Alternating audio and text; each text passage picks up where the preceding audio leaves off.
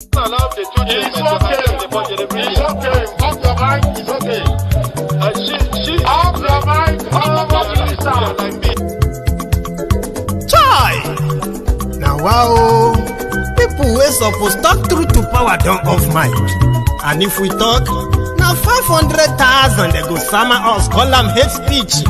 But fear not, my ego don't come. Him go torchlight every corner, nooks and cranny of all these bad people where they spoil our country.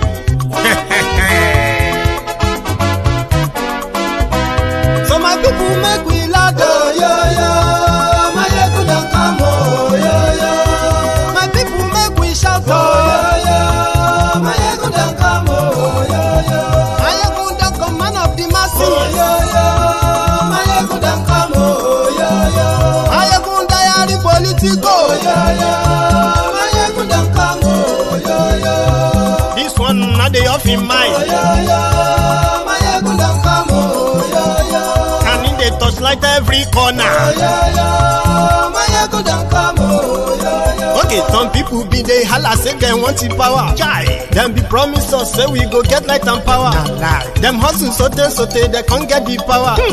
But now they know they do anything with the power. Sure. Every day, dollar just they get the higher power over naira. Still them talk say make we off mind. But thank God say my ego don't come. So my people make you laugh, oh, yo. My ego don't come, oh, yo.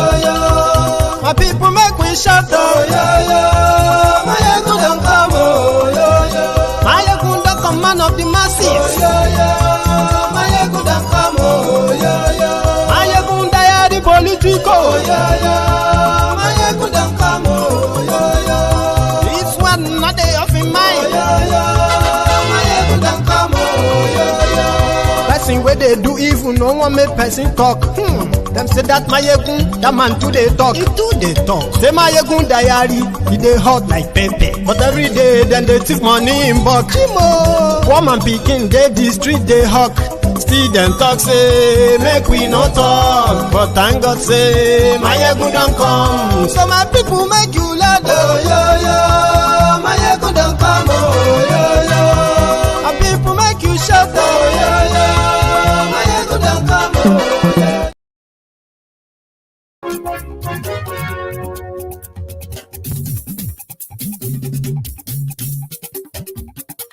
Hello there. Ayégun làwa mọ̀ làmọ̀ dódódódó. Ayégun diary, Ayégun number one. Ayégun làwa mọ̀ làmọ̀ dódódódó. Good morning to you, good afternoon to you, and good evening to you from wherever you are watching from. This is Mayegun live. Lórí Facebook, lórí YouTube. Ayégun diary, Ayégun number one. Gbogbo bó ṣe ń lọ ni Máyégún já wa sí. Ayégun diary. Thank you. Please share this broadcast. Asemeka, try this again tonight and see how it goes. If you like it this way, we can keep it just like that. Ayégun diary, Ayégun number one. Ó sì tún ṣe eré wàá gbọ́ níbẹ̀ o. Ayégun diary, Ayégun number one. Ayégun diary politico. Ayégun diary, Ayégun. As you are joining this broadcast, you know what to do. Like the broadcast, share it, okay? Read the caption and then the whole body, the description as well, just before you settle down, please. Àní Máyégún làwa mọ̀ dódódódó. Ayégun diary, Ayégun number one.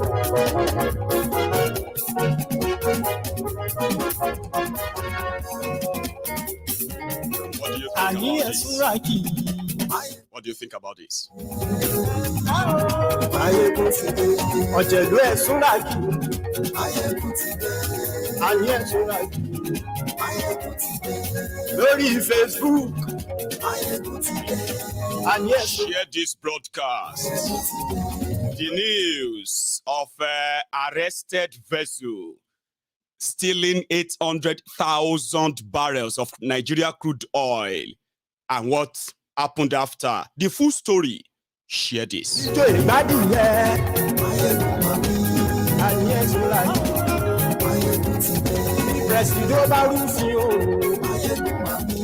What about this? I could be switching, but I don't want to ruin your eyes. I will stay with one.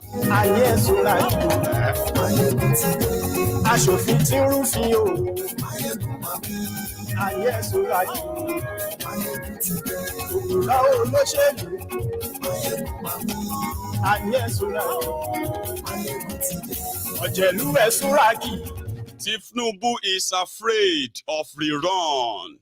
You probably have been reading about possible Rerun everywhere you turn to in the last 48 hours or so. I'll tell you the genesis.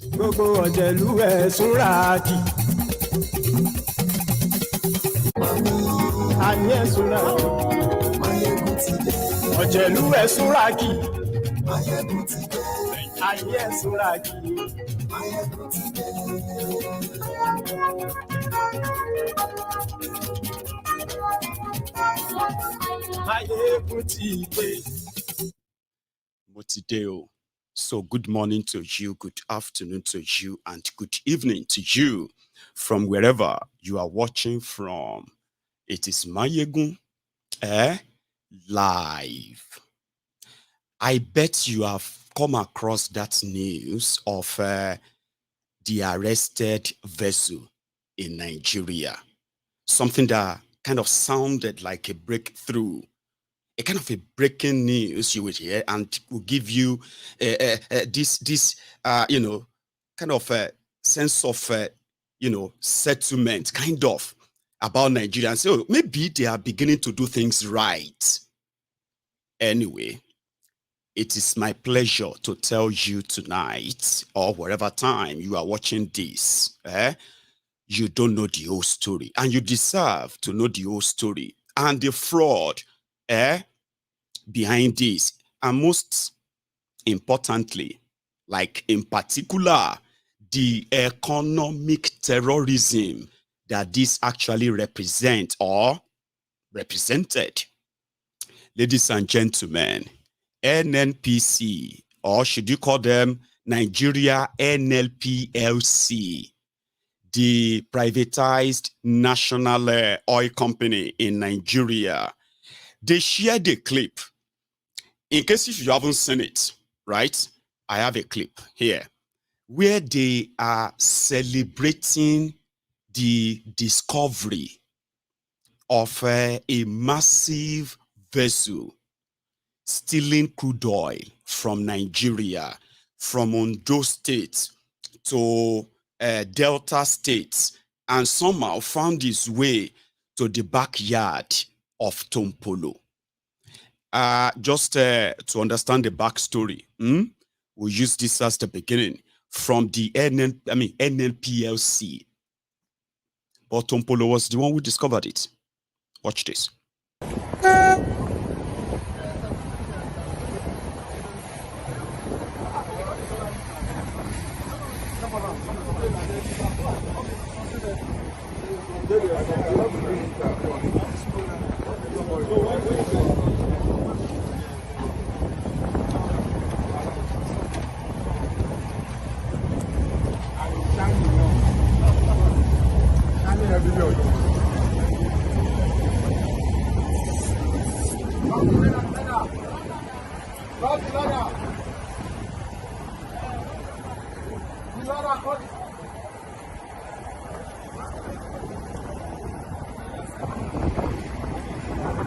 There is one here too. There are two.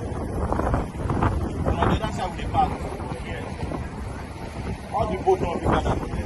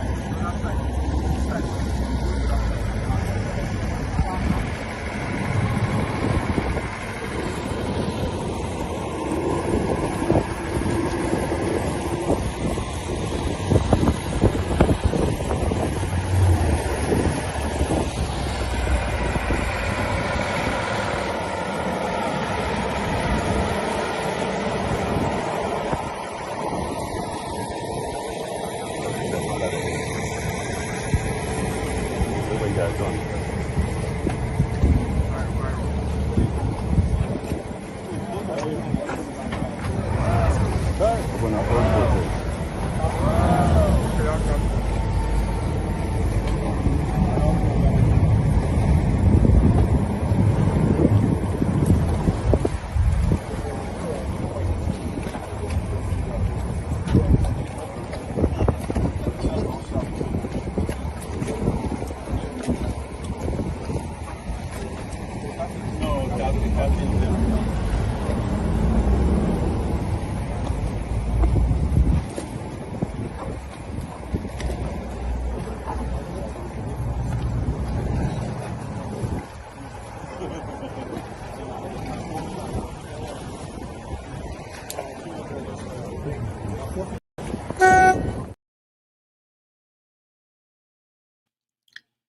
So that's the vessel.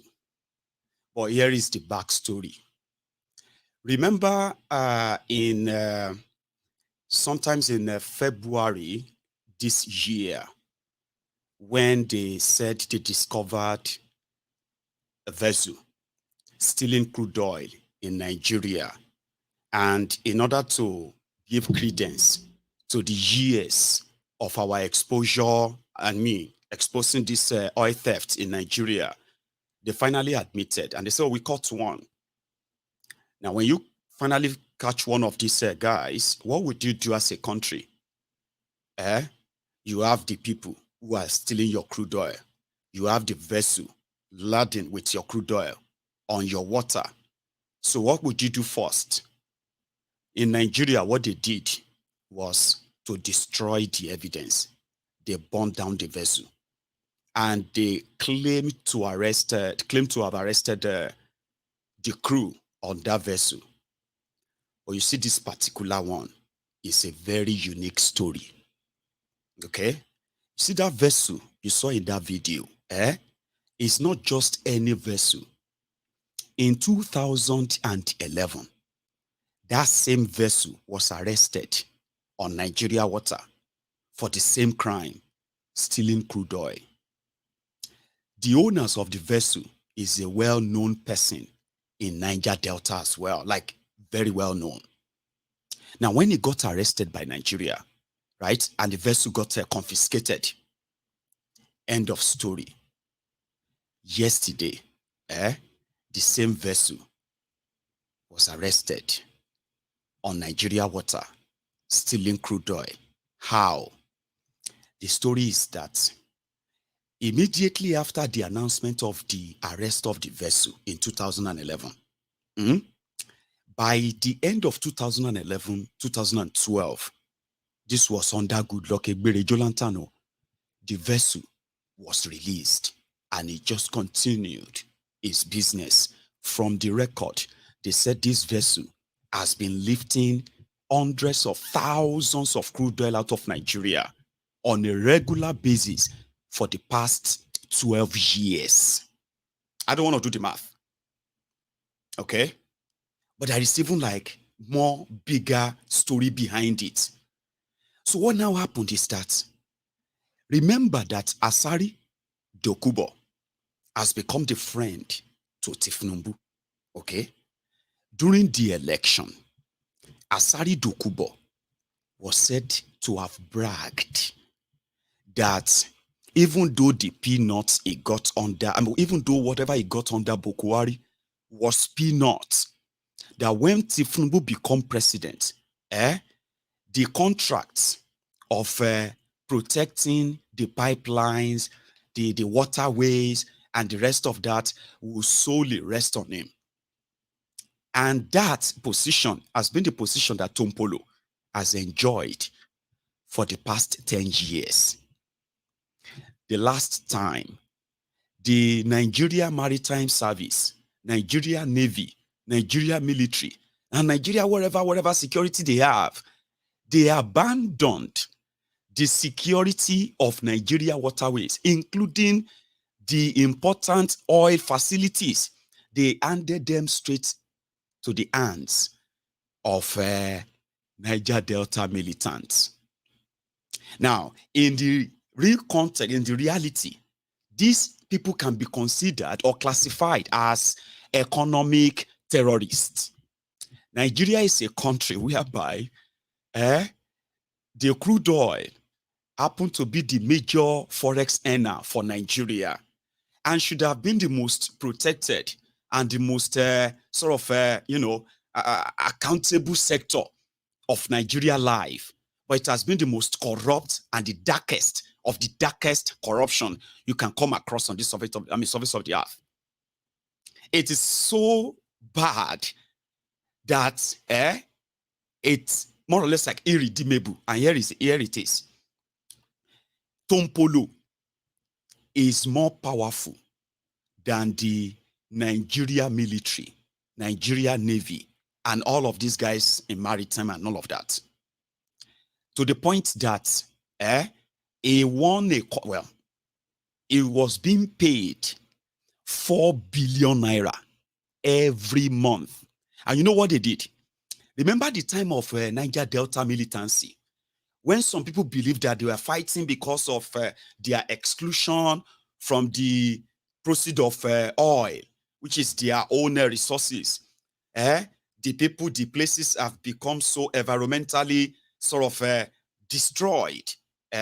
Economy, maritime economy in that part of Nigeria is almost non-existent, right? So they had the right, they are fighting for the marginalization. That's why they bought guns. Initially, remember, the Yaradua came and he gave them amnesty.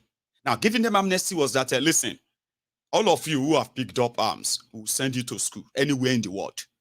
The rest of you will be paying you salary and the rest. So don't attack oil installation, because their activity led to economic sabotage. In that protest, everybody felt like, oh, they are fighting for the people.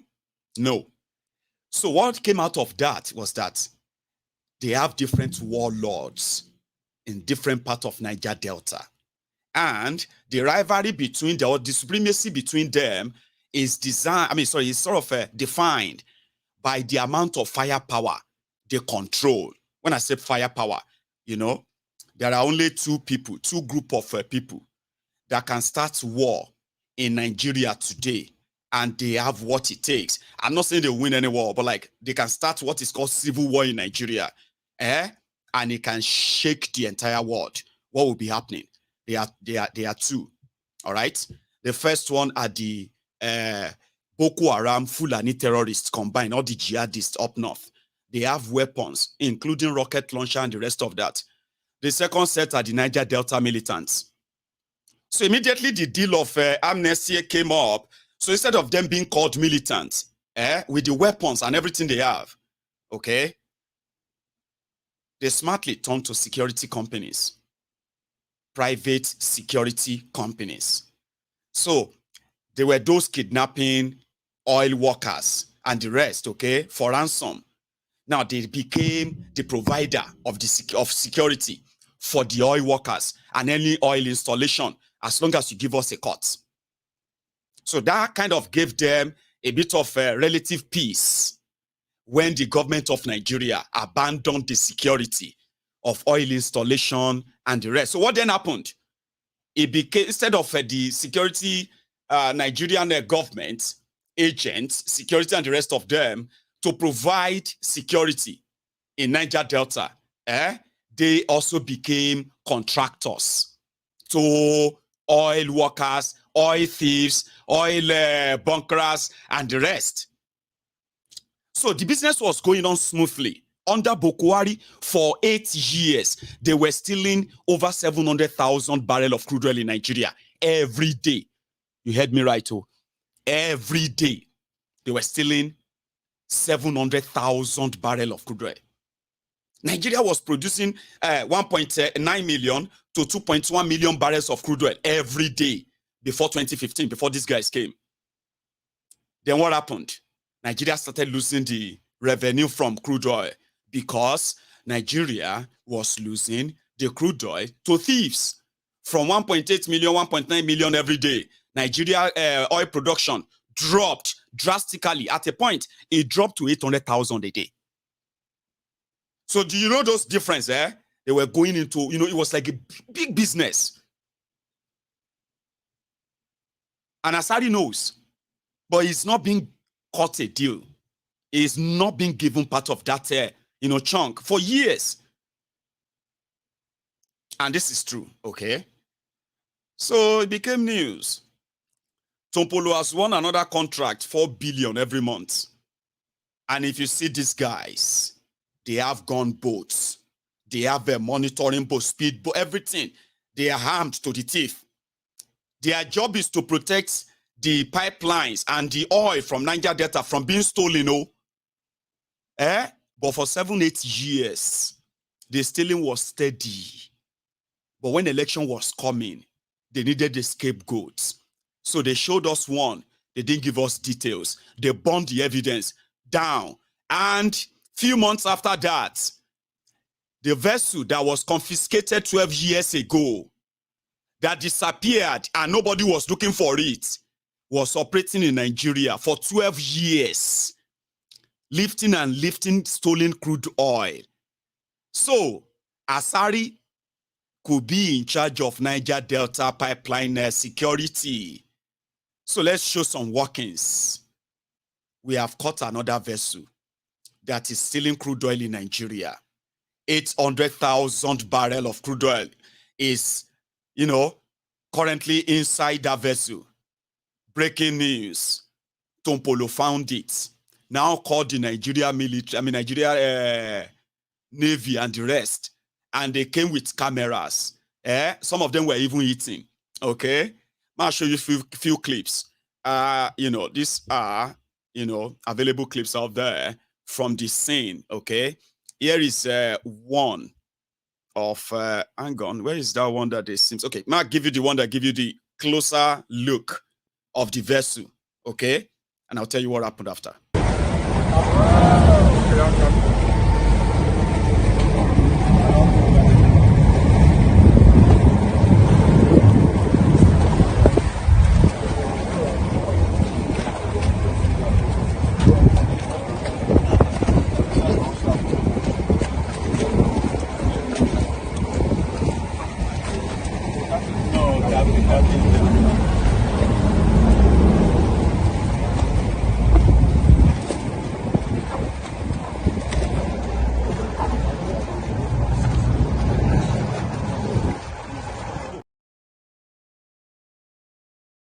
Another one. Sonistainia, kind of. You can see the vessel. This is the vessel. This is the vessel that was apprehended by Tantita security personnel. You can see the platform with which they are loading their oil from here in the offshore of Ondo State. And you can see the vessel. You can see the vessel. The vessel and the crew members have been arrested, and you can see. Shemi and you fit go get vessel, sail straight into the Ondo water, Ondo states. Come bring out our pipe, everything. Come the load, come the pump fuel. Come the pump crude oil from the source. Nigeria source. Sure, you think it's possible, Abi? Wait, the story gets more interesting. Watch this too.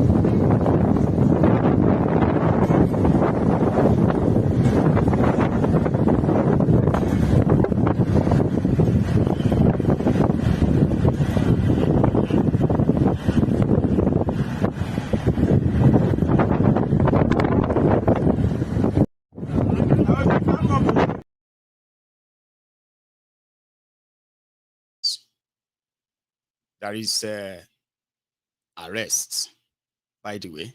I'll show you that one. You. I want you must have got it through badness, yeah? Bad.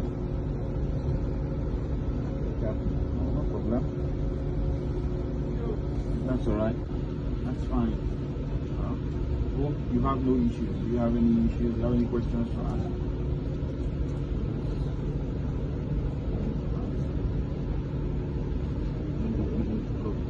See? This one has no freedom to cover. It doesn't matter. That doesn't matter. Even if government gets involved, I will be there. You understand? It's not the first time I'm doing something like this. It's not the first time I've got cooperating people. People who don't give us hard time. They give us hard time, then I take my hand off it. You understand me?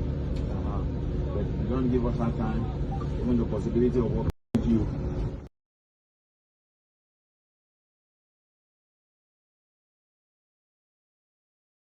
Or the movie, right? It's like a script. And let me tell you something. Somebody lifting crude oil from Nigeria for 12 years, free oil that he can sell anywhere he wanted, anywhere. They were headed for Cameroon, according to the story. Well-written scripts.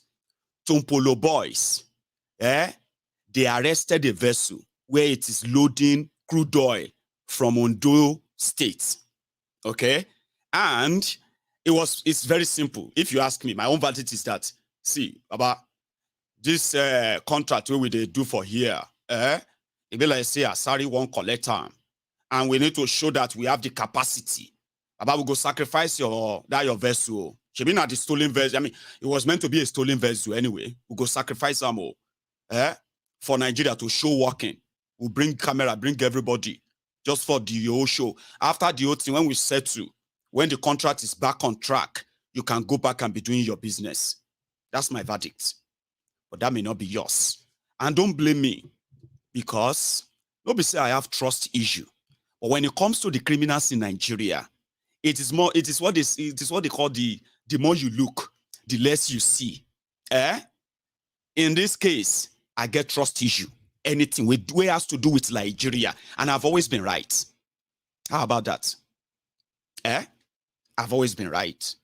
When I have that feeling and all that, it always makes sense because I'm not picking all these things up from the blues. I'm putting pieces of information together to build a whole story that can give you a clearer picture that they are not showing you or they don't want you to see, or they actually don't want you to see that way. So you follow them, we go burn them, we go do this, we go do that. But maybe this guy will tell you more what they are doing. Watch this. We're here because of a criminal ship that has terrorized Nigeria's economic sovereignty in terms of maritime for over 10 years. And we've been able to bring that particular vessel or ship called Ali Rizabe, whom later turned his name into Turatu, to book. That's why we're here today. And we've been after this vessel for a very, very long time. It's been frequenting quite a lot of platforms and jackets here and there. It's operated by a company called Holab Maritime Services. And somehow, somewhere, via satellite intelligence and also human intelligence afloat, we've been able to apprehend this vessel off Ondo State. And we brought the vessel here for you all to see. We're here because of a criminal ship that has terrorized Nigeria's economy. Advice is for them to stop, okay? Because in as much as they are not going to sleep, we are also not going to sleep because we have to protect this country. So we are not going to sleep also. And you can see the boats everywhere. It's a clear sign that the Nigerian government forces are also not relenting in the matter. So they are going to meet us dollar for dollar in this particular business if they want to continue. However, having said all of this also, I will advise those who are intending to invest their ships in Nigerian waters from the international waters that you will not get away. You will lose your asset. If you give any Nigerian a ship to come and perpetrate crime, I guarantee you, you're going to lose your asset because the Nigerian government is not. That's a civilian, no? But he's a militant that speak for the militants. So, for the media, we are doing everything to protect this country. And Nigerian government is not going to sleep All of that now for the camera. But it is also at the same, it is also a show of shame to tell you that the giant of Africa cannot protect our own waters. Can't protect your borders. You can't protect your waters. You can't protect your people. The giant of Africa. Tell me that, which kind of giant be that? Eh? The almighty Nigeria military, Nigeria Navy. Asari Dokubo came out and said they were those behind oil bunkering, stealing of crude oil. You heard him the last time. He said it inside the old rock villa. He made that allegation. He said it. And he said he has spoken with President Tinubu.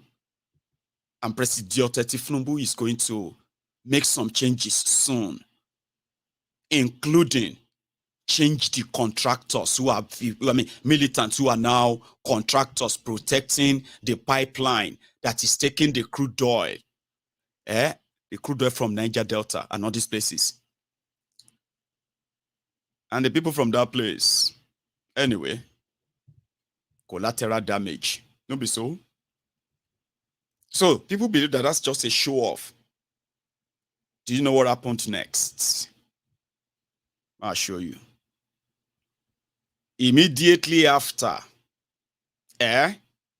less than 24 hours, so ladies and gentlemen, they don't burn the ship, set it on fire, burn evidence again.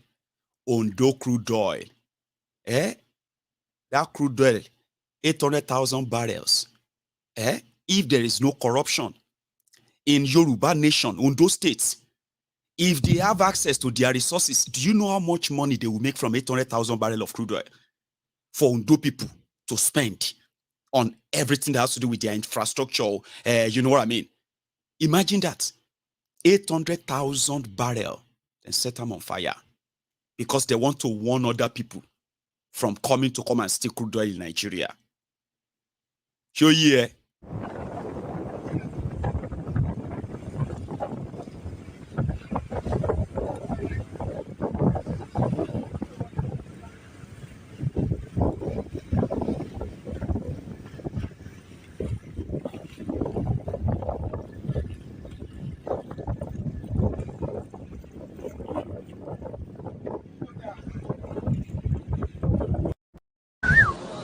You get it? Okay. If you don't get it, forget about it. You get it?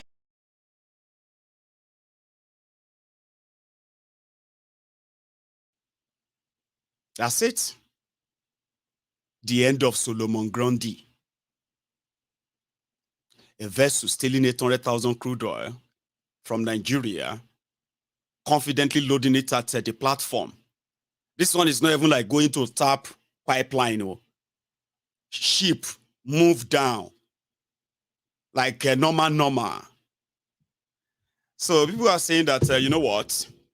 It is all scripted towards Tompolo and his team to continue to safeguard and protect Nigeria waters from the oil thieves. And they just did a wonderful job. Abba, they are capable than the Nigeria military, the Nigeria Navy, the Nigeria Maritime Service, and all those kind of different government agents that are working in Niger Delta. Everybody cashing out, milking Nigeria, economic saboteurs, or easily put, economic terrorists. That's who they are.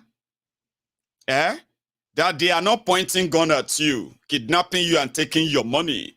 It does not make them less of terrorists. Because with the activities of these guys and collaboration of Nigeria government, they are robbing you, robbing the people of the resources that could actually make life meaningful for them. And there is no end in sight. Someone would they cry today, cry tomorrow. I say, you will never see cry. The worst type of cry is the one that doesn't come with tears. That one is more dangerous. And that is what most Nigerians are passing through right now, if I must tell you. People are crying inside. Do you know what that means? People sit down beside you and they are saying, this economy. If you are crying and you are teary, in fact, that is healthy. You know what it is now in Nigeria? They can't even cry openly. They cry inside. And that is more dangerous health-wise from people who have, who have shared that with us in the past. However, ladies and gentlemen, talking about terrorists, Nasarawa, yesterday I told you about the terrorists who have banned fishermen or fishing in Borno. 6 communities or 8 communities in Borno declared fatwa on anybody that is a fisherman. You will die, they will say. They kill those they can kill and chase away those they can chase away, and nobody can save you. Those are terrorists from Borno. The terrorists in Plateau State, Josi, Baba, they killed over 450 Nigerians in a space of 2 months, Baba. 450 human beings. 1, 2, 3, 4, 5. Baba, if I ask you to count 1 to 450, it will likely take you more than 15 minutes. Just count, not to say count 450 people and tell me how many hours that would take you. That's how many people killed by these terrorists in Plateau State. In Benue State, they have killed over 70 people just 2 days ago. 21 youth were slaughtered by these Fulani terrorists. Also, Middle Belt and North. Ladies and gentlemen, Nasarawa has been under intense terrorism in the last 72 hours. No joke. It may not be making news in Nigeria that much, but let's give thanks to the crew of Arise Television or Arise News. They were able to bring this to fore with visual evidence. Over 150 people have been killed in Nasarawa State alone by terrorists who are chasing after their mineral resources. Lithium. Lithium. Do you know what is called lithium? Abokonkani. Baba, they said before this whole thing, lithium used to be around £1,500 $500 per ton. They said this in the last 5 years, lithium price has jumped to over 10,000%. They are now selling a ton for over $80,000. And hunting for this requires chasing the people who are the owners of the land away. 150 slaughtered is not making headway. You are not even angry in Nigeria. Do you know Kenyans are beginning to protest now? You know why they are protesting? High cost of living, so to say. Okay, everything is going up and going up and going up. They can no longer bear it. They are on the streets right now. In Nigeria, they are slaughtering people. They don't make news that much. Okay, people are going through hell right now. They can only tell you when they come around to ask you for help. They can't ask their government. Unfortunately, Abi. Right. I'll take you quickly to Nasarawa. I think I have the clip here. These are lorries operated by a mining company in Nasarawa State, leaving the site fully loaded with substances suspected to be lithium. They are being transported to places where other aspects of production are carried out before it is ready for export.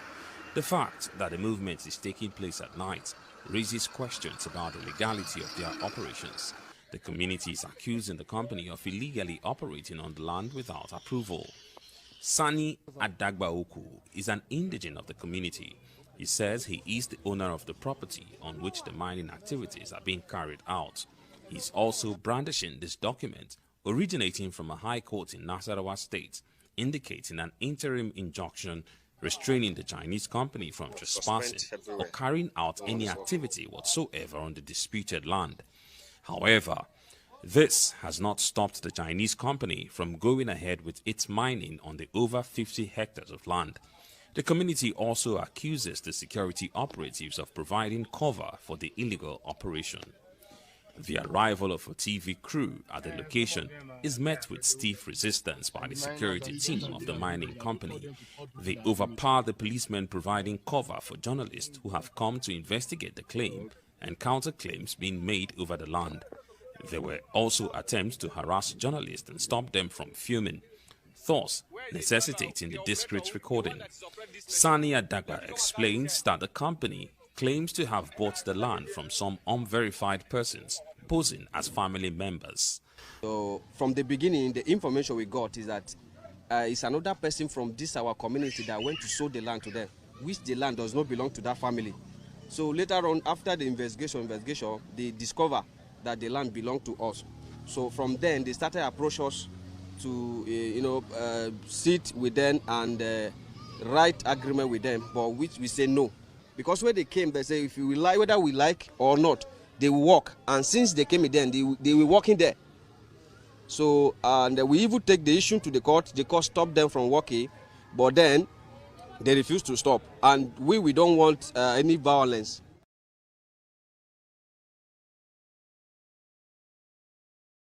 You get the one that you understand. I know a lot of you know what is going on just listening to that, okay? But I'll give you the backstory. Corruption in Nigeria is different from corruption elsewhere. If you have corrupt people in your country, okay, and to you, they are so good, they are this and that, you need to sit down, okay, and listen to the citadel of corruption. And that corruption, whatever, makes it sound like elite, posh, something kind of, corruption is corrupt. I'm talking about heartless criminals who who rule a country or, in charge of a country. As they say, you will never get justice where criminals are making the law. May I explain this kind of corruption to you? When you see something wrong in the society, the first point of call is to call the government. And then, if the government can't kind of find a solution, you can then approach the courts. So when you approach the court and court makes a decision, it is now upon the government to ensure the implementation of that decision in a working society, settling disputes and all of that. But what do you do, or what would you do if the people you want to report to, those you want to seek redress from, are actually the orchestrator, the people behind what you are going through? May I explain them to you? In some part of Nigeria, there are some illegal mining companies that are not illegal. They are illegal in the sense that there are people who have cited different kinds of mineral resources across Nigeria. And by so doing, they have mapped Nigeria and what Nigeria has. And with the ones they have interest in, they have mobilized resources like money to those who are supposed to be in government to keep the law. And somehow, some of these people are now brandishing licenses to mine anything in Nigeria. Now, what happened next? Some of these people, they now approach different communities. Most of these communities in Nigeria, they are agrarian communities. These are people who are naturally generational farmers. They toil their land every season. They are mostly not aware what is under their ground. But you see, what is under their ground has now become a curse rather than a blessing. Those who know better, who are supposed to protect them and their interests, they have sold them off to these faceless mining companies. Sure you get? And when you look at all these mining companies, you will see Nigerians among them. That Nigerian is not there because he is interested in mining. He is interested in taking his share from the arrangee agreement that got them that license. He is the one who got those people, like those licenses. So when they now approach all these farmers, all these people in their communities, they approach to buy their lands. Majority of them won't sell. Some are willing to. Now you see this sell or no sell, they begin to take them, and the time to start mining those land, when those time comes, they know those who are going to resist them. They know communities that fail to sell them their lands. They know people, prominent people in different areas who stood up against them when they are making all those illegal transactions. You may ask, where is government? I just told you. The government that you are asking of is behind this whole thing. Or who is government? Is government not the people in government? Unfortunately, most of these guys are actually people who come from these communities. They don't give a damn what happened to their people. So what happened? The mining companies who have already parleyed with those in government, they've provided them all of the kind of security they need. Remember, they have money and they know what they are going for. They know where exactly they are looking for, right? They mobilize Nigeria military. Nigeria security men carry Nigeria bought weapons. The guns they will carry, the bullets in those weapons, they are bought with taxpayers' money in Nigeria. But suddenly, they will turn to private security provider for these illegal miners. Do you see how illegal miners are not they are not mostly legal. Sorry, legal miners who are not legal that way. So those who are supposed to keep back report and say, these guys are doing some horrible things here. These are completely against Nigeria. And in all honesty, this is economic sabotage against Nigeria. Okay? Because all we saw, Nigerian military, Nigerian security men, they will see crime and they will protect that crime scene with everything in them because they have been told to provide security for them. Now you see the Nigerians, those poor farmers, those poor villages and communities, they then come under siege. They are either ready to move. A lot of them have been kind of stopped from farming. So they now deploy two ways of getting exactly what they want in Nigeria. Okay? So the first way is that if the communities won't sell, we can mobilize the terrorists there to displace them while we continue the extraction and all of that. This is the life of Nigerians in the last 10 years in Nigeria. It got so bad that in Nasarawa, watch this second clip from that same Nasarawa. They refuse to stop, and we don't want any violence. Since we take the matter to court, we have also our lawyers do everything. Reflecting on the activities of regulatory agencies who should exercise control over the company's operations, the community say they suspect foul play. They also accuse the traditional rulers of colluding with the miners. So what we technically wanted them to do is to vacate that place. These are foreigners who come to our land without consent, without a proper license.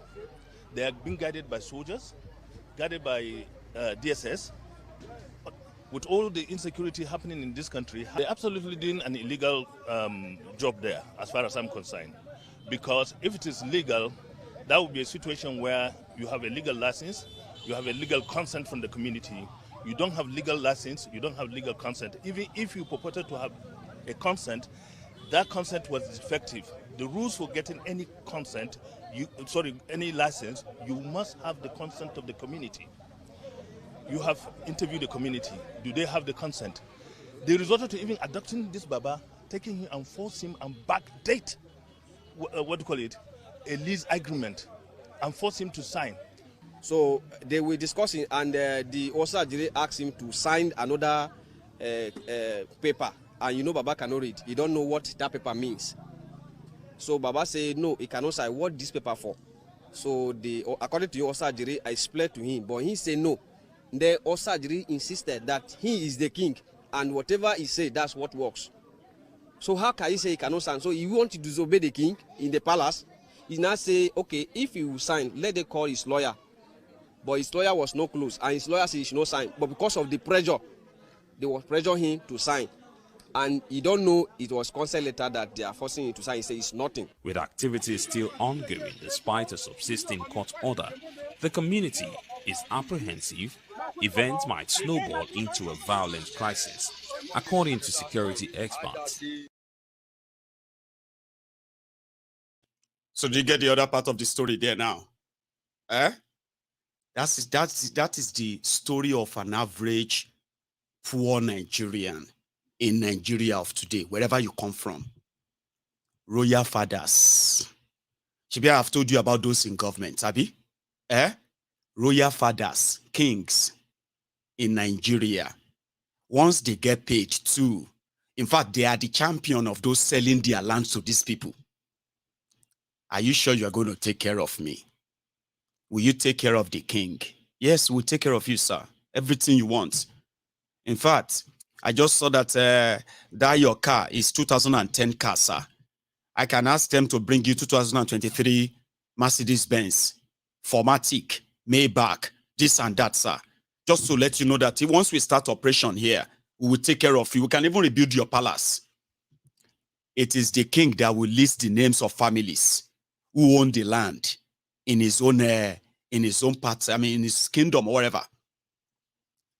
This is how bad it has become. But there are other implications. Okay? Currently, Nigeria is facing food crisis, food inflation. Isn't it ironical that Nigeria, that is so blessed with the best of the best weather, including the best of the best soil, to grow any kind of food at any kind of weather, all weather, is a country that is so poor that it cannot grow our own food, feed our own citizen, and it became the largest importer of food in the entire Africa. Isn't it ironical? Because the last 10 years in Nigeria, I've seen the exponential growth of terrorism. A lot of people kind of feels this is primarily religious. We need your land. We need you to do this. We need to. If you are not, if you don't accept Islam, we're going to kill you, Boko Haram. If you don't give us your land, we're going to kill you, Fulani terrorists. Now we have discovered that it is not only religious or whatever. It is mainly mineral resources, and it is something that has been going on for years now. Sure, you get. Unfortunately, there is no end in sight. Because there is even more. I'll tell you this one, oh. That people are not thinking, just like the people of Niger Delta. When you see all these oil thieves, and those who are supposed to stop them, protect the environment, protect the people living in these areas. There are health concerns, there are health hazardous, there's hazardous content that are released into the air, wherever you are having mining, or you are having crude oil exploration, sure you get. There are toxic, hazardous content that are always in the air. Now, those who are supposed to reduce the exposure of those hazardous content are those who are providing security for the criminals who are releasing those hazardous content. Look at all the oil spills in Niger Delta. Look at the gas flaring in Niger Delta. Look at those who are now mining everywhere up north, killing people because they want to mine lithium. They want to mine, wait till the other one, Californium. There are health concerns. There are hazardous health implication for all of this. In Niger Delta today, a lot of people, a lot of children are going to suffer serious different kind of, health problems that they won't even be able to explain. Their water is contaminated. Their soil is contaminated. Now, their air is contaminated. The kind of air they breathe in every day, they don't even have a clue. Nobody can rate and say, oh, this is how dangerous the air is. Nobody is interested. It is just that money. So same thing is happening. If you go to so many parts of Yoruba land today, these illegal miners with all of these licenses are digging into the ground, chasing farmers away from their land, encouraging or forcing some of them to sell off the land or lose their lives, only to start digging different kind of minerals that they are digging out for profit and nothing about the environment. So if there's anything the world should know happening in Nigeria, is that you have a religious terrorist, you have economic terrorists, and you have terrorists who are like, committing crime against humanity. You see, these people who are located in all these areas across Nigeria, they have been exposed to a lot of danger that will shorten their lives. And I don't think it's actually a concern for the criminals ruling Nigeria. You will never get justice anywhere governed by criminals. You will never get justice. I thought I should point that out. And then hopefully, the people of Nigeria, they will see more than what all those buzz sound and those destructive news, and probably look into how much danger these guys are condoning deliberately, all for money. Anyway, going forward, ladies and gentlemen, the rumor about Rerun is Tinubu trying to get ready for a rerun. Where is that coming from? Well, it's all coming from the Labour Party chairman, Julius Abure. Well, he gave a press conference yesterday or so, or 2 days ago. In fact, yesterday. And in that press conference, he was calling on the obedient. Said, the obedient shouldn't, by any means, go and sleep. That from what they know, Tinubu is offering appointment to all the people they can find in opposition in a way that if the Court of Appeal Tribunal should order for a rerun, so that it would have enough people that will kind of, you know what I mean? I want you to listen. That's not the only thing he said, right? I'll join my own rejoinder. Have you shared this broadcast, by the way? Have you liked it? No, you haven't. Come on, you can still like it now. And have you shared the broadcast? No, you haven't. If you have done both, don't worry. Watch this. Abure, Labour Party chairman. I appreciating the gentlemen of the press. Let me appreciate the members of the State Working Committee. Appreciate all the leaders of our party. We want to appreciate all the support group. We want to appreciate the PCC members who are here today.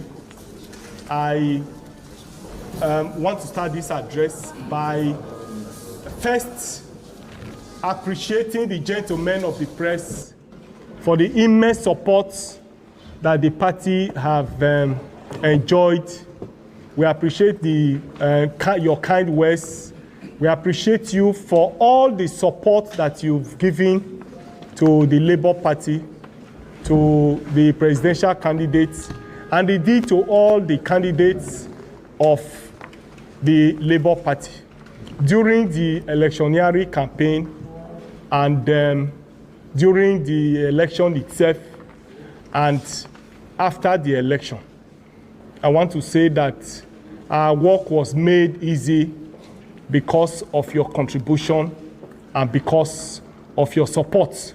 There's no gainsaying the fact that the press adequately reported us very, very well, in spite of the fact that we're not having the huge resources, we're not having deep pockets to acquire the press as others will do. But out of your zeal, out of your magnanimity to promote the country, to have a new Nigeria, the press indeed supported us. I want to appreciate you for that, especially given the fact that I'm from Edo State, and most of you report from Edo State. I want to say that I'm grateful to you for what you've done for us. I am in the state, I came into the state since Friday. First, to appreciate the leaders of the party, our party members, for the feats we have achieved during the just concluded general election. I started my journey from my ward, Ward 3, Asa Northeast, where I met with all the leaders of the party and appreciated them for the good job they have done, because in my ward, I won all my elections. I won the presidential election. I did not just win my unit, I won the ward. In the presidential election, I won massively. The House of Assembly elections at the national level. They didn't allow me to have crisis at the state level. They supported me. In fact, the state chairman of the party was with me in Abuja, and they became my rallying point, became one of the sources of my strength. And therefore, I felt it was necessary to come and appreciate them, and I did that to the state working committee and the National Executive Council yesterday. We also took the opportunity to examine the party with a view to seeing, we did a postmortem of the just concluded general election with a view to planning for the 2020 election. Sorry, I just checked my time. I'm going to say the rest, okay?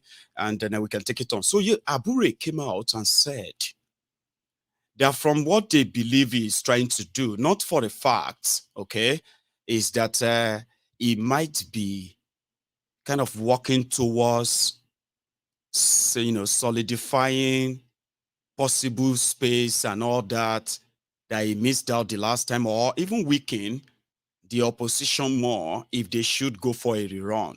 Now, see, guys, this is my view. You understand? You don't have to agree with me because it hasn't happened yet. So you and I may not have to be on the same page on this, but listen to me. There's not going to be any rerun election. Sure you get? There won't be any rerun. Now, there are possible two scenarios, and it's very straightforward. If the court follow what actually uses the evidence before them from what we gathered, anything that will lead to, if anything is going to happen to Kolu, it will start from disqualifying him. And that's a very big move, which is if Kolu is disqualified in their ruling, so they will have two options. One, they will need to declare whoever scored the highest votes winner. Or they won't kind of bank on any evidence as we all expect. And they will tell everybody to go to hell. They will declare Kolu winner. Now, don't get confused.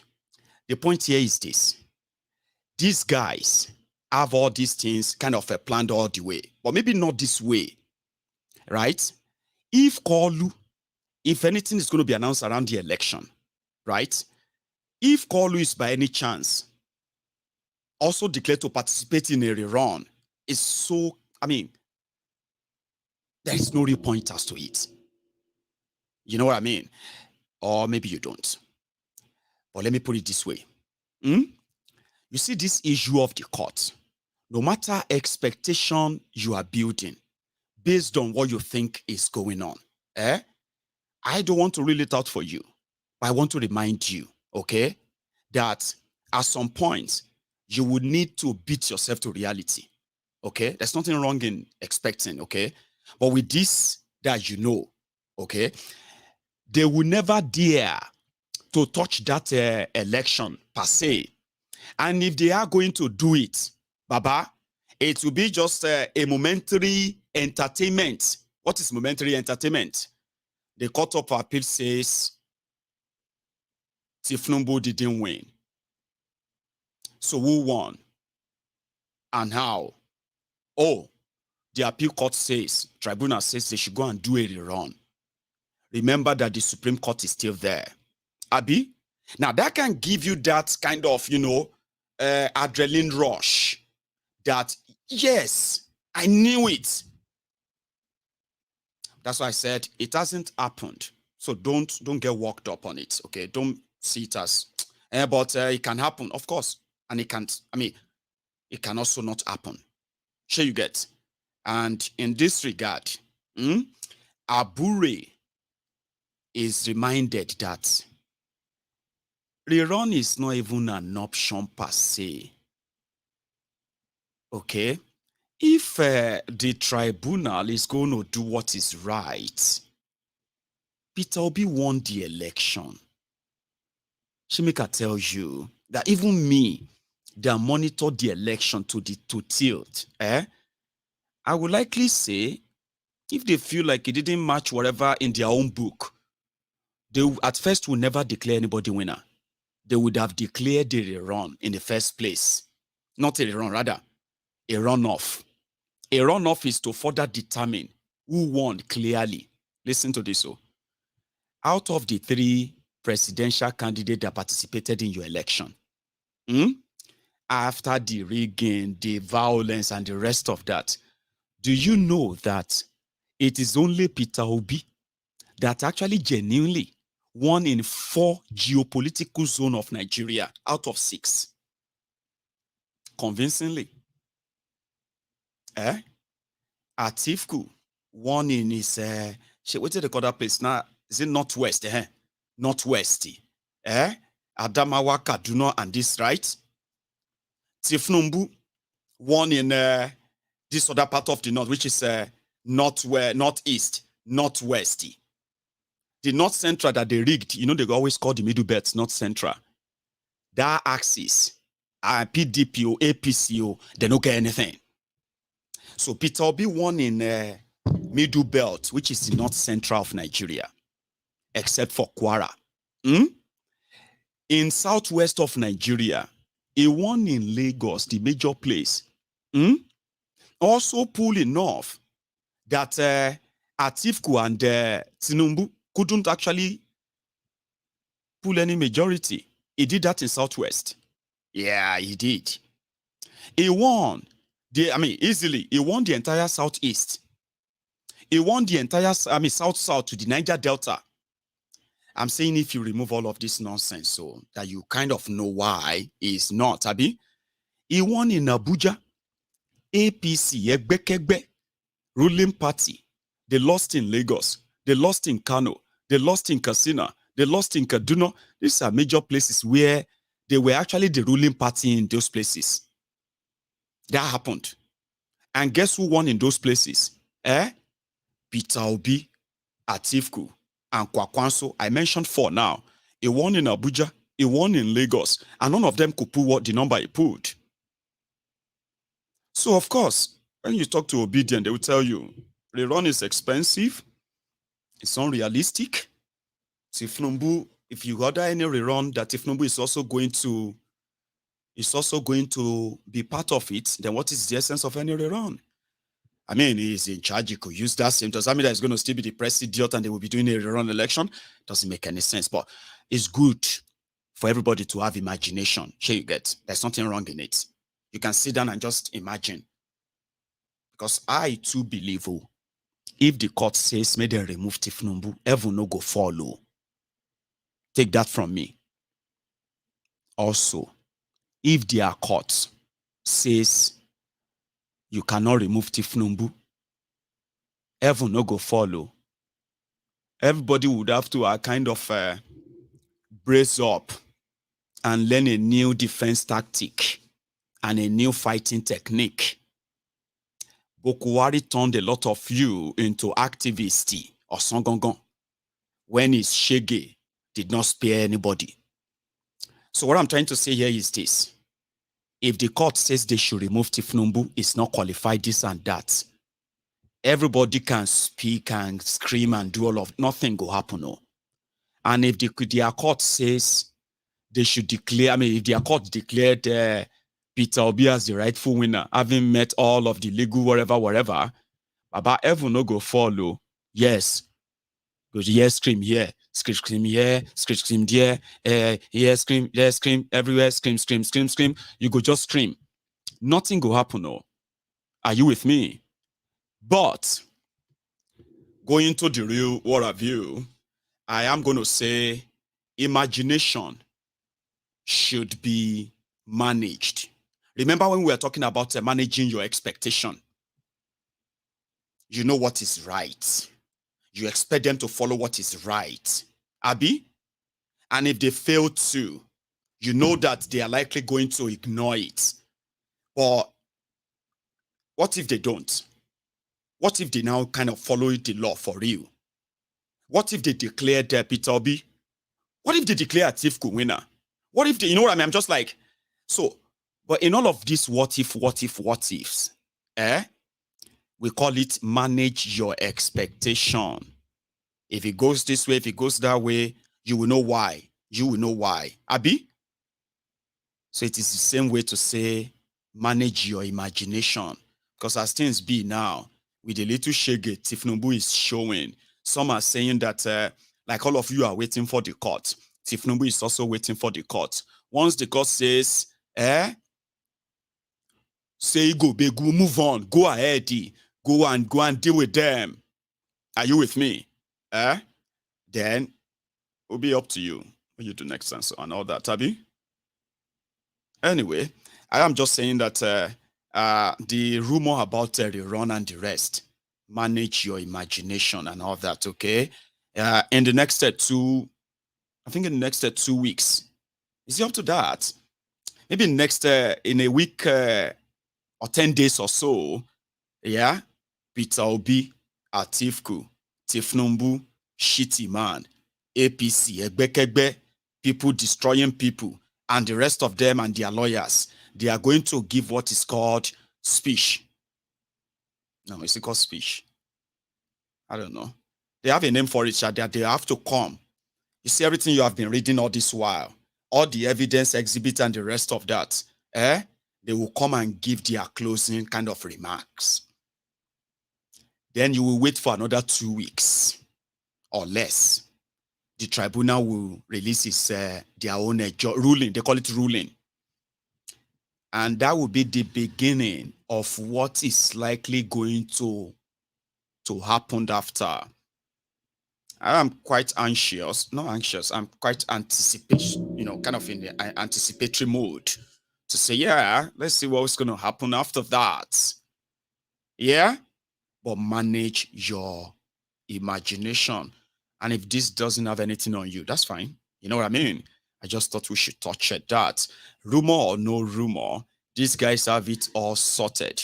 And to some people, Kalu, who is already using the resources at his disposal right now, to bribe as many group of people as possible across Nigeria, where he is so desperate for this legitimacy. Baba, and you are beginning to see that a lot of people are already telling you, maybe now God said, na Tinubu, some are already telling you that, one thing is that if God did not say yes, even if Tinubu wanted to rig, God would have stopped him. But it is maybe God just wanted him to be there so that he can redeem his image. He can do something good. A lot of people will now say, wow, and we thought this Tinubu na bad. Oh, maybe God want to give him another opportunity. I said, they play. Shotigbo, Komurasi. I mean, all the Yoruba Ronu, this Yoruba Ronu, that, they are being dragged a few days ago. They're still being dragged right now. You know that of Ilorin Wahala, the Ilorin this. Some people are not Yoruba enough. They are coming to take over Yoruba land. Yoruba this, that stuff. Yoruba Ronu. People don't they call them Yoruba Ponu now. You know those who are saying Yoruba Ronu. Yoruba Ronu is for Yoruba to kind of think. But because of election, because of Tinubu, they decided to turn that beautiful phrase to xenophobic slur, Yoruba Ronu, which is be careful of the Igbos. They are coming to take over our land. Any Igbo you see deserve to be this, to be done, this, to be their business deserve to be destroyed. They said they will kick out our Oba. They will say they will do this as a learning can't happen.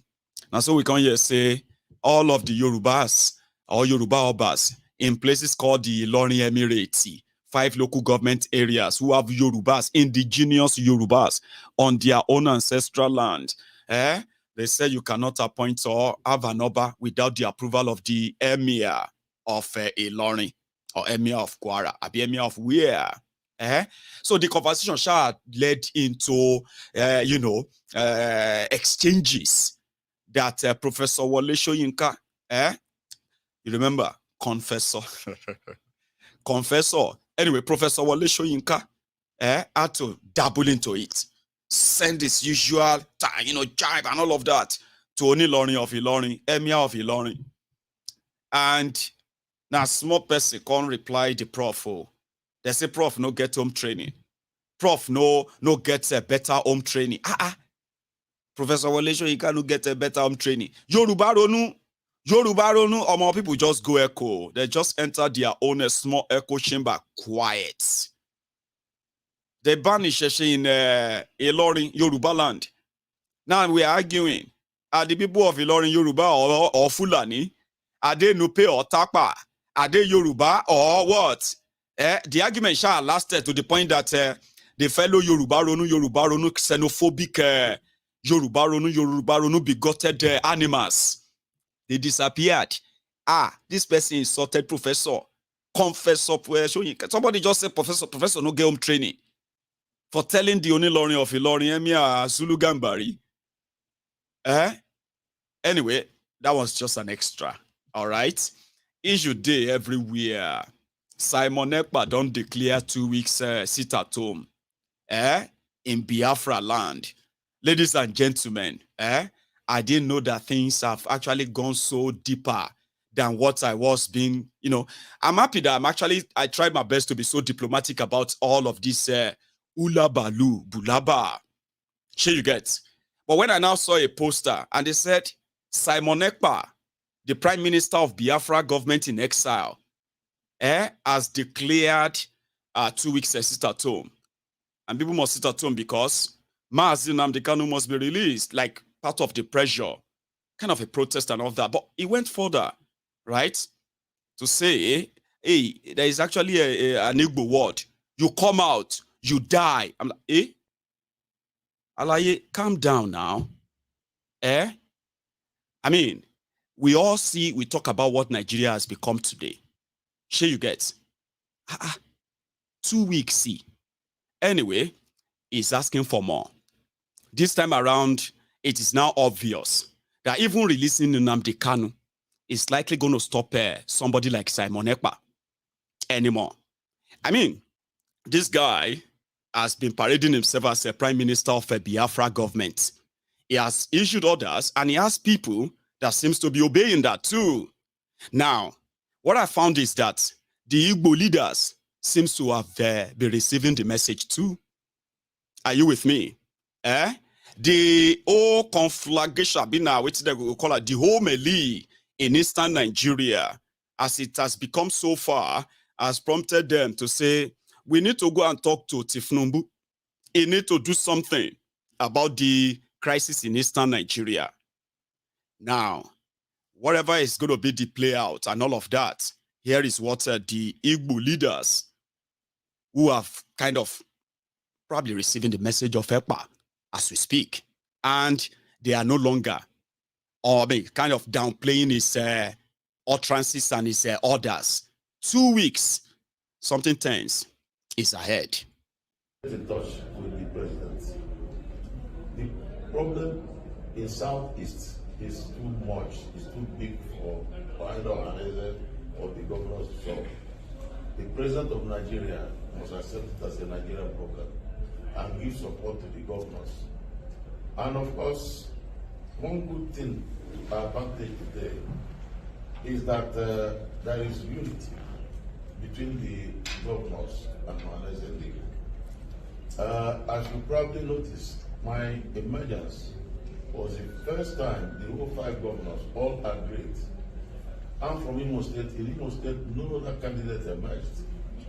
Nobody opposed me. I came out unopposed. And the 5 governors all supported me. So the unity we have in Igbo land today, we have never had before. And that is a very big advantage to achieving our goal. I don't have any doubt in my mind. Definitely, we don't expect to sort out the matter in one day. Because some of the problems we have, there's criminal problem. Because people who come and kidnap, people who come to kill, they cannot say they are working for Biafra or working for NNPLC. It's not correct. You know, if somebody kidnapping, see that they're up criminal. So I think really that the governors in particular, and the members of National Assembly, not only the governors really. But that's why we call them to this meeting. The members of National Assembly will work with the governors and get in touch with the president so that the matter can be actually resolved and once and for all. So I know.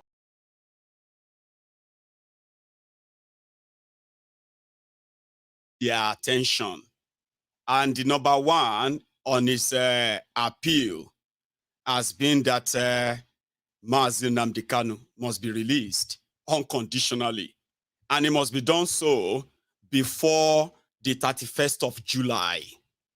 If Mazi Nnamdi Kanu is not released by the 30th of July, from 31st, the Biafrans will sit at home. Now, you know something is that sit at home is meant to be voluntary. Are you with me? It is meant to be voluntary.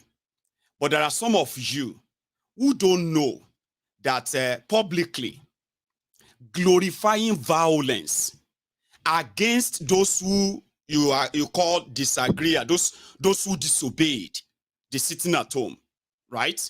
So unleashing violence or showing clips and videos of them being violently attacked is in no way positive into any struggle.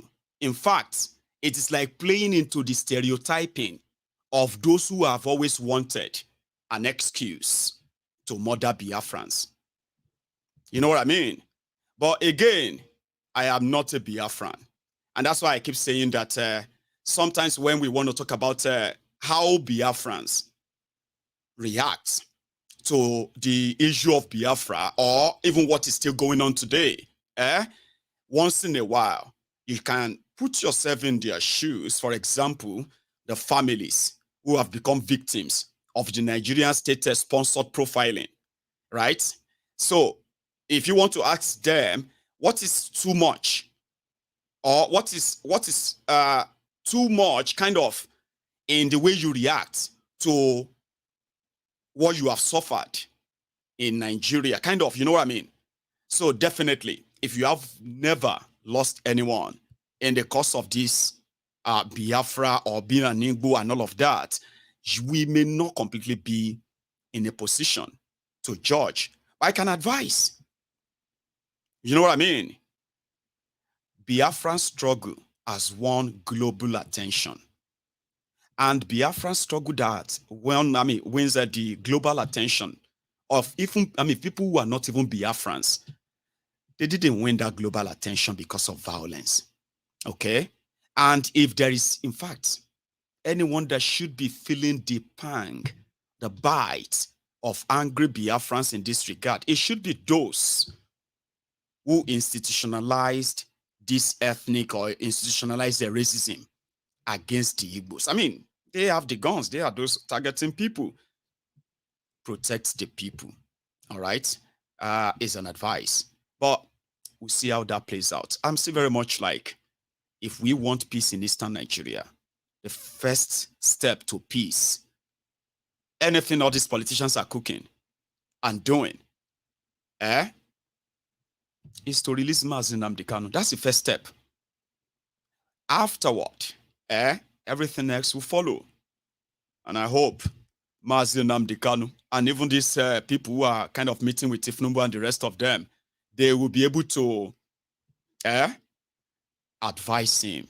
Let him go. That's where I stand. Also, I have this tertiary I want to add before we start taking calls. Yeah, here is one. If you are living in a Berigbe Agura in Ikorodu, I heard that they say every rainy season is when you always remember that those who are ruling Lagos, they are more evil than the devil that you have fasted and prayed against all your life. Let's say immediately the rain stops, the rest of you forget. I mean, check this. Hello, ma. Karo, ma. Omi tí à ń fèsì ládùúgbò wa leléyìí o. Inú ẹ̀ abọ́lẹ̀ báyìí inú mọ́tò tá à ń fẹsẹ̀ rìn báyìí. Inú ẹ̀ ni mo wà yìí báyìí pẹ̀lú omi. So, kẹ́ bá lè rí báyìí pé làgún phase 2 là ń gbé bí báyìí o. Ó rèé báyìí. Òjò tó kàn rárá o láti ìdájí yẹn títí di. Hello, ma.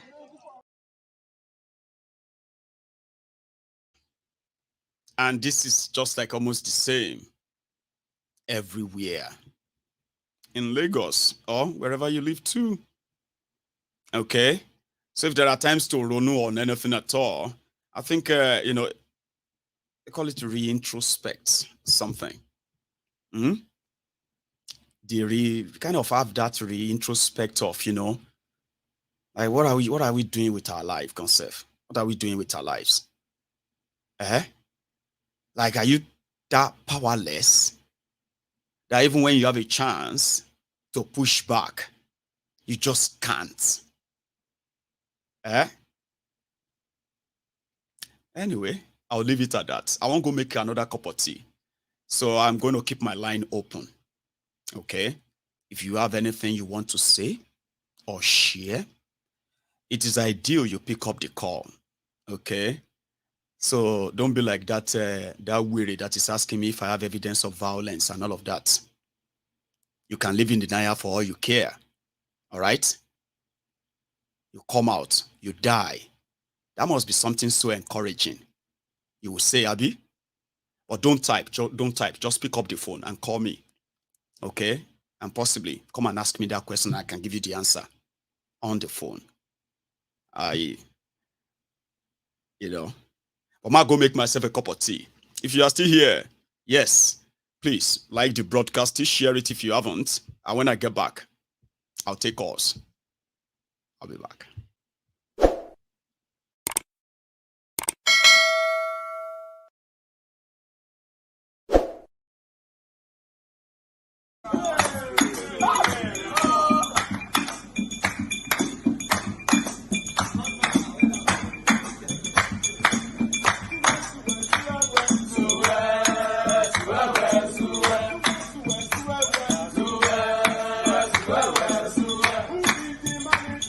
Wow.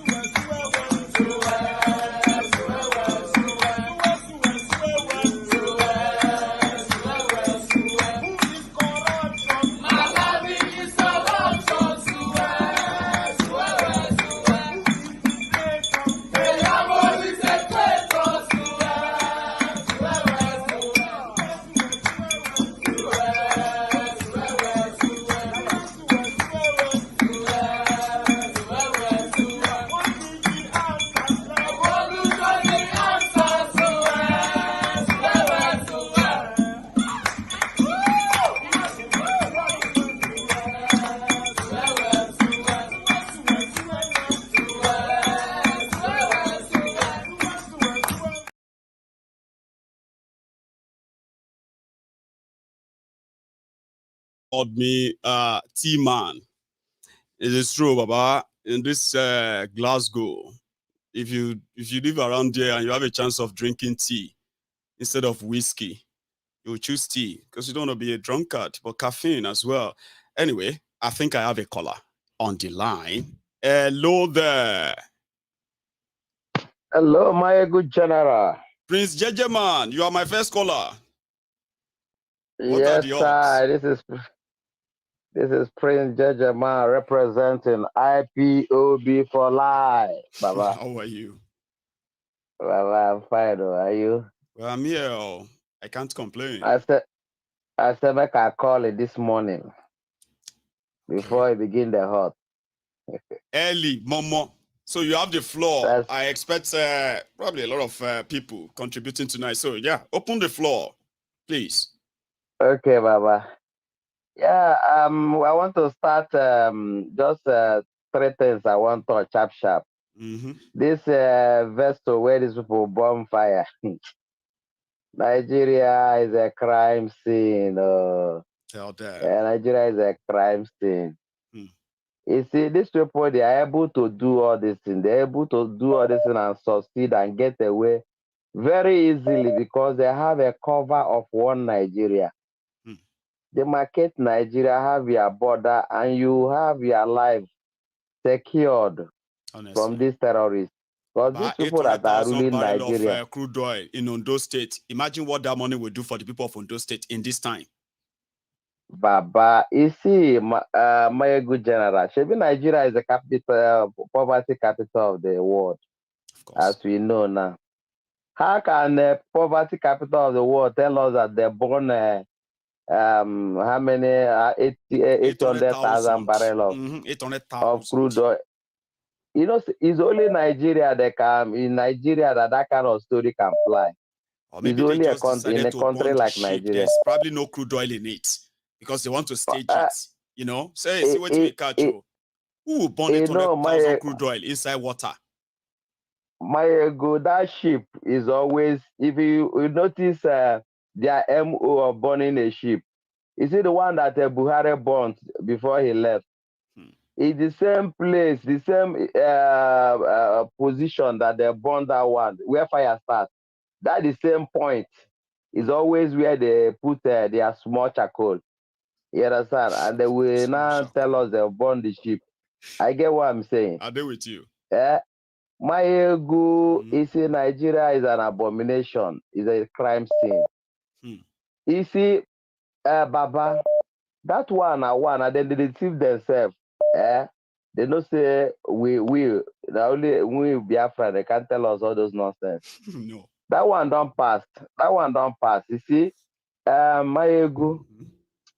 There was a man that called you yesterday. He says a political scientist. I wasn't opportune to be in that program yesterday, but I watched it this afternoon.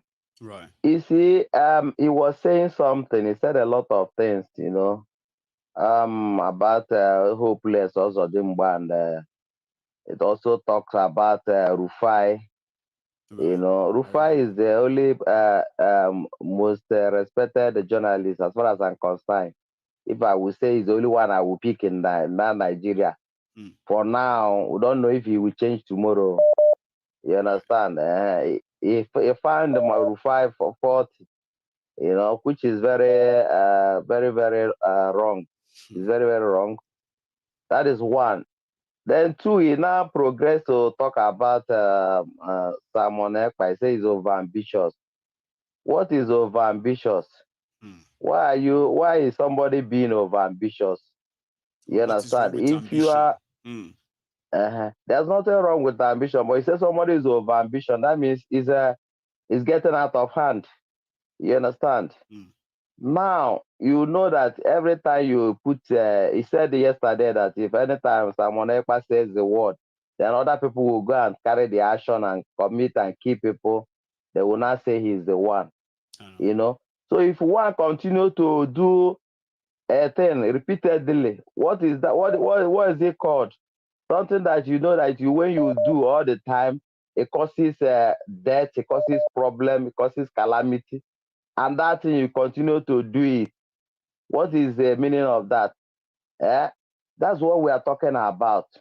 You see, this what he brings into the struggle of Biafra since Nnamdi Kanu was kidnapped is pure confusion. Pure confusion. You understand? If not that IPOB has a structure which is firm, he would have destroyed the struggle. The struggle would have been childish. They went to the extent of exposing a woman vagina. That was where they started all their propaganda and everything. They went for that to say they are giving 150 days, Biafra will come. 150 days came, Biafra was not there, but people continue to follow. You understand? He went further to say that he's going to put some people faces on money, including him, Biafran currency. That one came and gone. They didn't see anyone. They continue to follow. He went ahead to tell them that he's going to issue them Biafran passport, Biafran ID card. All those one came with the propaganda in it. People shouted. Even the one they brought as a sample, they said they're going to issue people European, is it the European Union ID card? Somebody were wearing face cap inside the ID card. That one, they quarreled over it. Somebody advised them it was quarreled.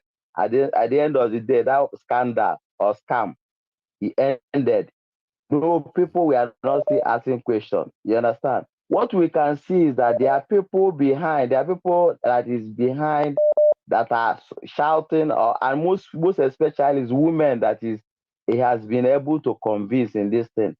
And you know, when women are in a thing, shout, talking, the noise will be too much. I get it. People will think that there's something happening there, you know, because our people are being easily carried away by emotion. They want Biafra today. As I am in a Biafra struggle, I may not be present to see Biafra, but my children will see it. And I can hand it over to my children. All we want is that the struggle will continue until Biafra is restored. You understand? That is the vision of the Biafra, not that he has a particular day. Thank you very much. God bless you, my good general. You've dropped your own Thank beats, you. and I bet a lot of people will drop theirs too. Yeah? Thank you. Prince Respect. Thank you. So I have another caller on the line. Hello.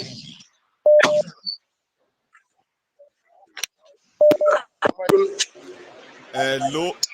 Can you hear me? Yes, I can hear you now. Oh, brilliant. Can you hear me? To mute the broadcast so that you and I can talk on the phone. Is that right?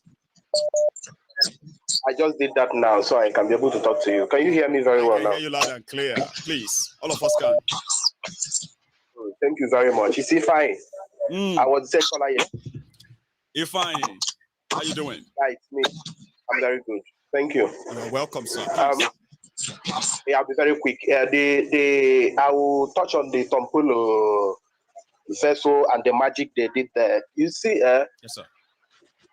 This is just like there is no country on earth that something as big as ship, a vessel, enter that territory and leaves that territory without the navy or the military being 100% aware of what it came to do or what it's living with.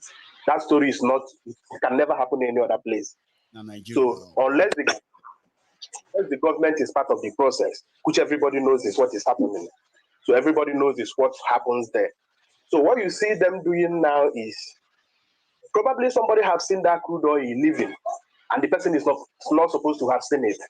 Right. So what they just did now, so that's what happened. So what they now need to do is to call the camera people. Now, yes, everybody have seen that this is what happened.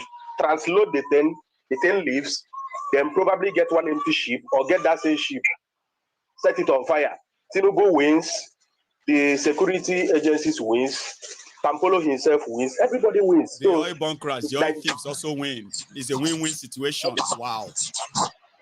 So the only people that didn't win is Nigeria people. And then those that support APC now will now get little win.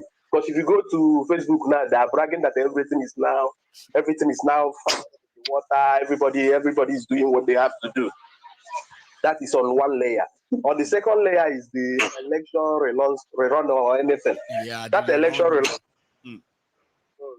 cost everybody money. So to rerun anything in Nigeria now is going to cost everybody the money that they don't have. So we don't have money, we are broke. So instead of them saying anything rerun, which Tinubu will win comfortably, that one is the one I am sure he will win. A man that came from outside and his only manifesto is that it is his turn, and he later found a way to get to Asari. So if you now from Asari, as good as the result will be announced either in his house or in Asari. So there's no. So if they are not going to give P2B the election, they should just go ahead and give it to Tinubu straight. There's no need for any rerun or any other thing that we want. People's time and life again. There's no need for any of those things again. Thank you very much, Mayego. Bless you. Thank you so much for that. Okay. Let's take it further.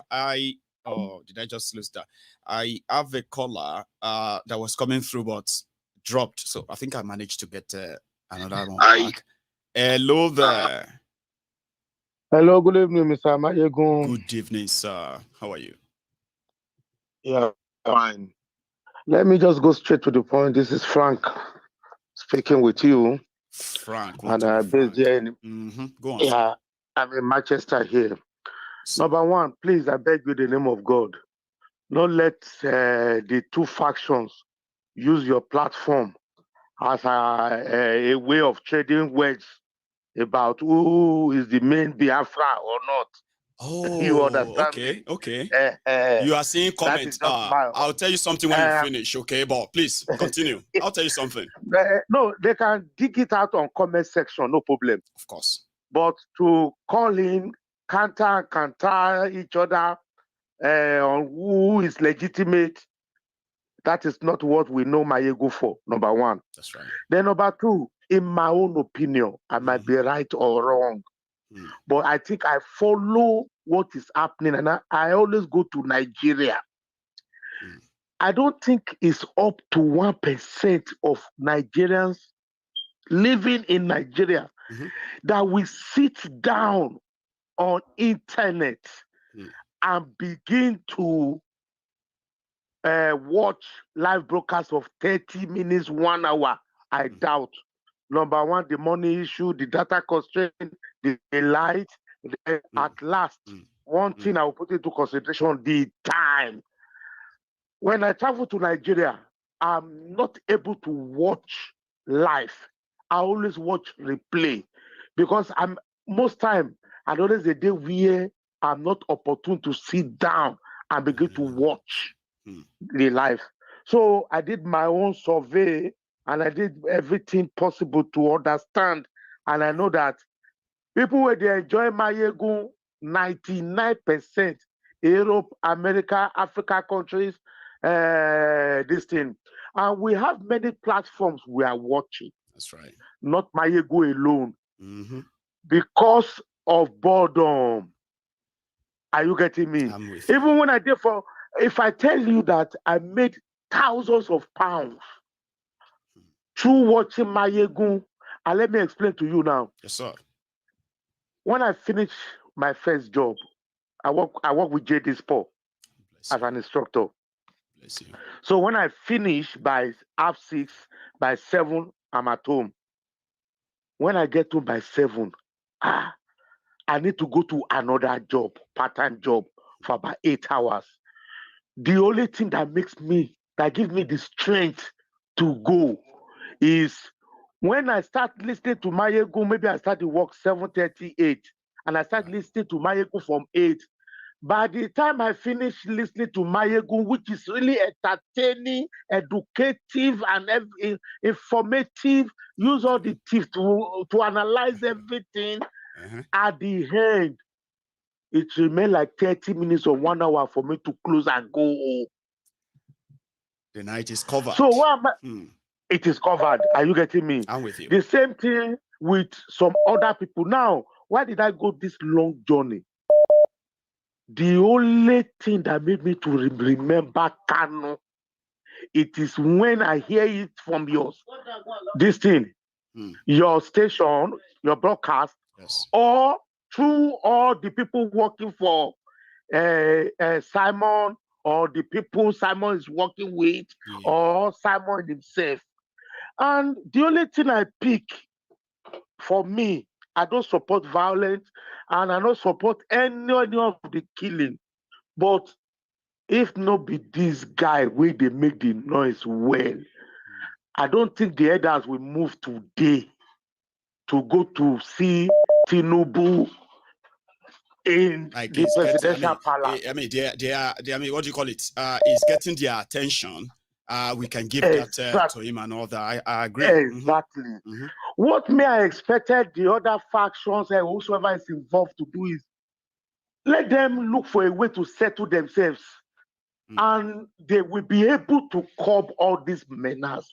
But for them to just keep quiet and think Nigeria will listen. And to my brothers, because my friend from JD, about 5 of them, right, they are on holiday now in Enugu. They told me that on Monday, throughout this sit at home, we chat every day. They are at home. The only reason they are at home is they don't want anybody to use them as collateral damage. Whether na EPA they do amu, whether na federal government they do amu, whether na or no government they do amu, but they sit down for their house, so that nobody will use them as an excuse, deny and obey. So that's all I have to say. Yeah, one love, and also, Mr. Frank, for the sake of what you said, okay, you raised a very valid point. Now, controversy where people have to kind of say what they feel like and when they feel like is not alien to Mayegun's diary political. Sure, you get. I have become a subject of conversation on different platforms simply because people decided to hear their view about certain people and certain things on this platform. So I'm not new to that. But there's something I also want to quickly point out here, which is to say there was no any direct intention of condemning Ekpa and his what have you. No. Or you know, on Mayegun's diary political, Baba. For example, no, you're not getting me. No, I'm not sorry. No, there's one thing I want to say. 1 minute. If you don't mind. Okay, go ahead. Yes, sir. So is that you know as yourself when you call in, I don't know what you want to say. And I have one tradition. I will let you speak your mind. Even if it goes so kind of against what, you know what I mean, like my position as well. Because at that point, it's just for you to hear yours. And I keep reminding people, when you say something, other people have right to as well, as long as they can call in. And that's what kind of make this interesting. But apart from that, there's no way we can rule out those clashes because we don't control them. You understand, sir? You are right. But we can do our best to keep, like you just did, encourage everybody to sheath their sword, okay? Because to those who are concerned, they feel like Ekpa might not be doing all of this. But every time he makes those pronouncements, these evil people and the rest, they come out and do what they are doing, right? Now, they now pin it on them. Now, if that has been the case, it could be a time to have a retrospect and thinking, I say, okay, could we deploy it in another way? That these guys won't be able, you know what I mean? But nevertheless, like I said, none of us controls this. Just views. You are right. You know what I mean? You're right. Frank. So in 10 seconds. Yes, sir. I'm not saying you are the one. I never said you talked about it. No. Okay, Monique, control, Mr. Frank. You know, because when you pick up your phone, if you call now, you say, down Namdi Kanu, let me tell you something. I will have to just say, hey, you know what? I'll first let you finish. Then I'll try and say one or two things to make you be like, you might have said what you said, though, or general, you know what I mean? Because we don't control what people say. But I like the fact that a lot of us come on to offer those advices. It's important. We shield our swords. You know what I mean? Thank you, sir. Mr. Frank, you have a good one, sir. Good night. I am going to take another call. Like I said, you know, when we have to, Mayegun, when I want to speak, I just speak my mind. Like, I don't, you know, I don't care. I mean, I don't really care. But I don't care how somebody sees them. I stand by everything I say anywhere, anytime, like normal. But I have no control over what you will say. I just pick my calls randomly. Do The only thing I haven't faced on my platform is that for somebody to call in and start abusing me. I haven't had that. But I've had people who have come in here and said things that are totally opposite of where we kind of are positioned, but they still had the chance of sharing them. Like this is my caller. Hello there. Hello, Mr. Maigo. Hello, sir. How are you? Thank you. Thank you so much. I'm all right. Thank you for your platform. I've been your follower for over 3 years now. Thank you. And I love your platform because you give us the opportunity to air our views. And please maintain that. We really love that. So we will keep that all the time. And then, like I said, we can disagree respectfully and all of that, and we'll still hear ourselves. The purpose is to, and the main point is for us to actually hear ourselves, even if we are not going to agree with ourselves. Maybe when we are hearing ourselves, we'll build a bond of understanding ourselves. Baba? Exactly. So, Maigo, the reason I'm calling today is for us to remind Nigerians that the deaths going on in states like Benue, things are going on in Benue, people are dying. Nigerians, I don't know if we have short-term memory. We just move on easily. There is no justice for people that died in NSAS. And you don't blame the Igbos for setting up ESN, because this is exactly what would have happened if they didn't set up their own security. Imagine if they could do this to the people that fought side by side with the government during the dark days of the Civil War. I know. Then imagine what they would do if they had the opportunity. So people calling in and saying, Samanekpa this, Samanekpa that. What have you done? Let me tell you the truth. Tell us. Nigeria was built on a slavery foundation. We were made, it's like a marriage. Nobody goes into marriage without like loving each other. Where there is no love, we cannot grow. This is the truth. It's not hard. You can't go into a relationship without consent. And I don't think they had a consent on all of this at all. Exactly. So we keep on forcing these things down our throats. The fact that the Western world don't want us to break means if we break, we will be better off. Let's start doing the opposite of what they want us to do. We are doing one Nigeria. We don't love each other. So why are we lying to ourselves? This would only cost our great-grandchildren, our unborn children will suffer for our stupidity. At some point, we're selling each other for broomstick matches. If you wake those people up now, they will feel stupid doing that. We were selling our brothers and sisters for umbrella, wine. Now they've brought phone and iPhone. We keep on doing the same thing because we are yet to unlock our innovative brain. Let us break. The advantage of breaking is it will create competition, a healthy competition. As of today, we all have one report card. So as Nigeria is failing, we can just say all of us are the ones. It's all of us that is making it. But when we break, we will know the real tribe or the real region that is really failing that nation. Let us break. It's going to create a healthy competition. A referendum is not a crime. It's not. Britain got their referendum. So let's stop pretending to ourselves. All the pastors, they are not speaking, but Fela was speaking, and we still give our money to those pastors. So, Mayegun, please, we love you. I know. Thank you for giving me the opportunity. Thank you so much for calling in as well, right? You have a good one, Baba. Nice one, eh? Thank you. So, the line is still very much the same. It's currently scrolling on your screen, okay? You can call in and speak your mind too, all right? But just do it in a way that you don't want to kind of intentionally, right? Just provoke, I don't know. Maybe I'm trying to even tell you what to do. Do your thing. But just remember, when you say something, other people have the same tool. They will pick up their phones and they'll call in too. Hello, Mayegu. Baba, how you doing, sir? Mayegu. Fine, good evening, Mayegu. Good evening to you. Yeah, I want to say one or two things because Prince JJ just brought my attention back to that ship. First of all, I don't know if that ship was made with plasticine. You know what you call plasticine? No idea, to mold things in primary school days. There's something like mud we use in school those days in primary school. We call it plasticine. You can destroy it. You can use it to remember now. Yeah. That ship is not plasticine, so somebody can squeeze it and put in his pocket, and steal the crude oil for 12 years without nobody seeing it. That thing is a stadium now. That ship is two times stadium or 3 times stadium. In most cases, in so times, one, yeah. So they are lying. So they know who owns the ship and what the ship is doing on that sea.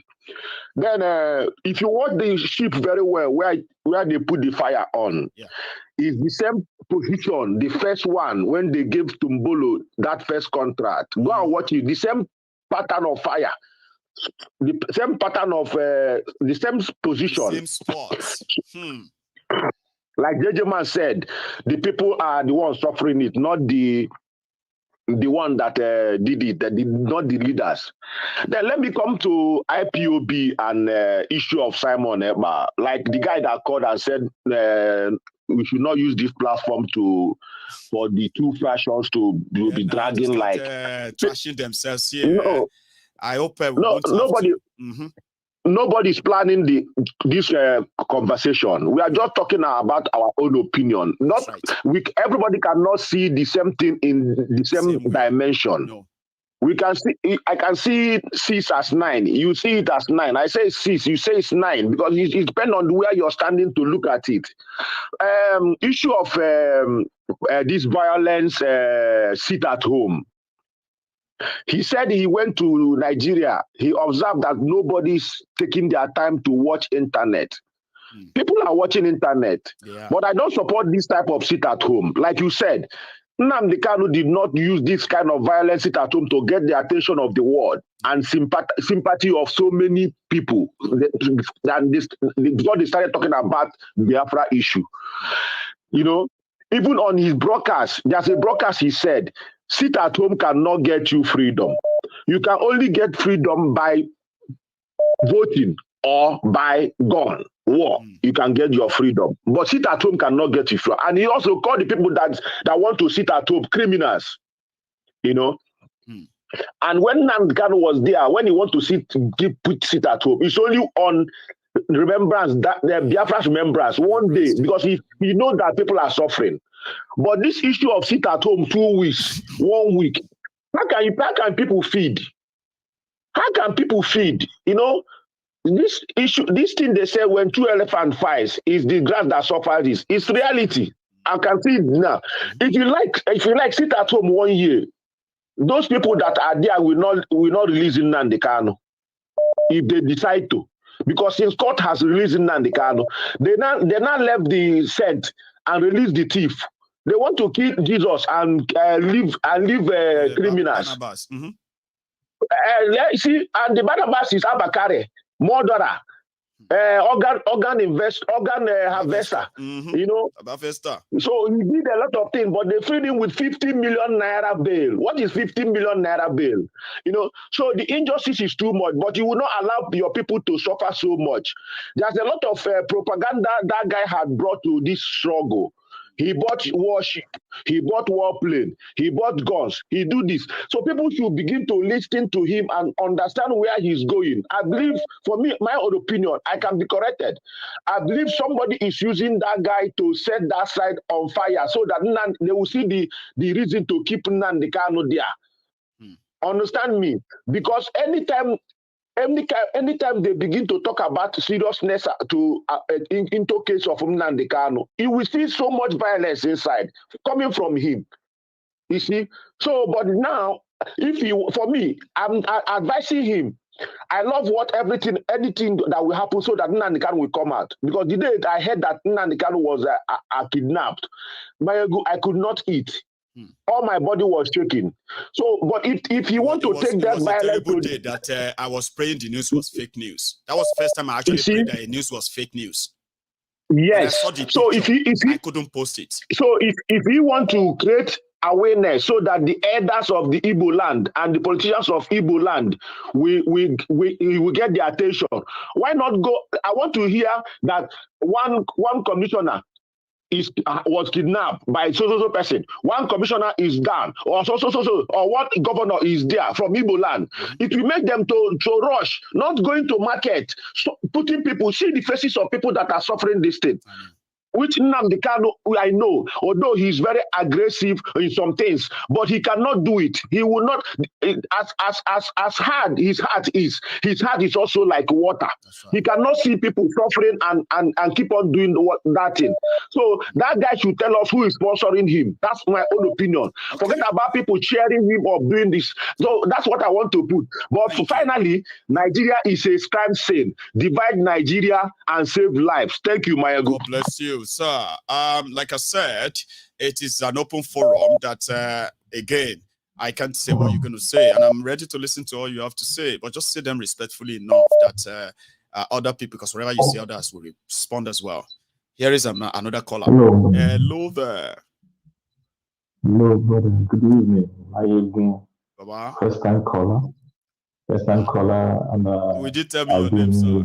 Is that all right? My name is Silas. I'm calling from Glasgow City. Hey, Silas, did you say? Yeah, Silas. Yeah, that's a unique name. Oh, I've got a friend in Glasgow, Silas in Glasgow. That's class. Yeah, we met sometime. We met in person also some time ago, somewhere in Kashmir. Oh, did we? Quick one. Yeah. No, okay. Yeah, we did. Oh, yeah, okay. So, brilliant, Baba. Go on. My take on this whole issue is that as Black people, we've got big issues on our hand, and I don't see it ending anytime soon, whether with NNPLC or not.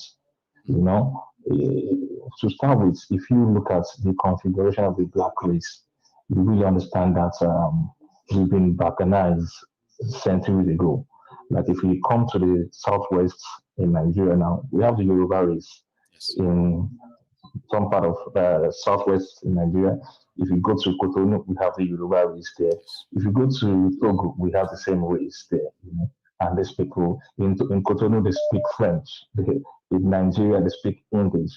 You know, I've had an opportunity of traveling some time ago for a holiday, and while I was on board, I met this very beautiful Black girl, and you know, something told me, you know, this could be a Nigerian. So I, you know, established a conversation with her. But surprisingly, she speaks only French, and I speak English. Well, to my greatest surprise, we have a third party who happened to be a white man, and he started interpreting. You know what we understand. So we now have I have a second thought of it. Myself and a Black woman, a sister, you know, supposed sister, you know, naturally, but this is a white man now who is interpreting between, you know, myself and her. Whatever I say, the white man interprets to the Black girl. Whatever she says, the white man interprets to me. So you understand. So this white man now could, as a matter of fact, you know, twist the content of our discussion and tell whatever to both of us. And you know, so I felt depressed from that moment. I'm like, who did this to Black man? You understand? So this starts only in Nigeria. You know, so with or without Nnamdi Kanu, even if they kill him today, the problem will still linger. You understand? We have 1 billion and 1 Nnamdi Kanus that are still at the background coming up. Our problem is even deeper than what people can think about right now. You understand? So it's not ending anytime soon. So at the time, you know, and this is a fraud from the West, and they are so happy because when we're divided against ourselves, and they find an opportunity to come in and further deplete us, further exploit us, you know. But as Black people, I want to believe most of us understand what I'm saying. But for our selfish interest, we deliberately turn deaf ears to this. If you go to the northeast today, you have a lot of Chinese people exploiting them illegally, mining their gold, mining all the resources illegally. And the only reason why this can stop is when the Hausa man and the Fulani man and the Yoruba man come together and agree that enough is enough. But as long as we are fighting ourselves, this rape of our land will continue. You know, what they say? You know what they say? There's this African proverb that says that you know, when two brothers fight to death, it is a stranger that will inherit their land and everything. You know that? So that's exactly what came to my mind when you were giving us that narrative of your experience on your last holiday where you saw a beautiful, supposedly that looked like Yoruba or like, normal, and then yourself, and you couldn't even communicate because she's from where they speak French in that same, neighboring country there, and you are from where they speak English, and you couldn't communicate. And here we are. We lost everything just for that reason alone. We lost our language, and we lost everything since then. We lost everything. We lost everything. I'm telling you, and I don't see us redeeming it anytime soon. But my greatest happiness, my greatest joy, is the emergence of Tinubu as Nigerian president. That is my greatest joy. Because if we don't go down the drain, if Nigeria does not scatter, we will not have a solution. So it takes a man who is part of the system, who has stolen enough from the country to kill the country. And nobody can do that better than this drug lord, this coconut head man, Tinubu now. He is the one, he's an undertaker. He has come to bury Nigeria. Nigeria is dead long ago. Buhari killed it, 100%. Killed Nigeria, no doubt. And the purpose, the actions that killed Nigeria is still not ending with these guys. They're still on the same throttle. So Tinubu is coming as an undertaker to bury Nigeria. So once that is achieved, then probably we can open a new chapter and have a discussion around whether we will be together as a nation or not. But my biggest, I'm displayed because together we are meant to be stronger. But if we go in our separate ways, only God knows what's going to happen. We have Tinubu, the lack of Tinubu also in the southeast. We have the lack of Tinubu in the southwest. We have the lack of Tinubu in the north. These people are not dying soon. They don't die like that. No. And they've got the system locked down.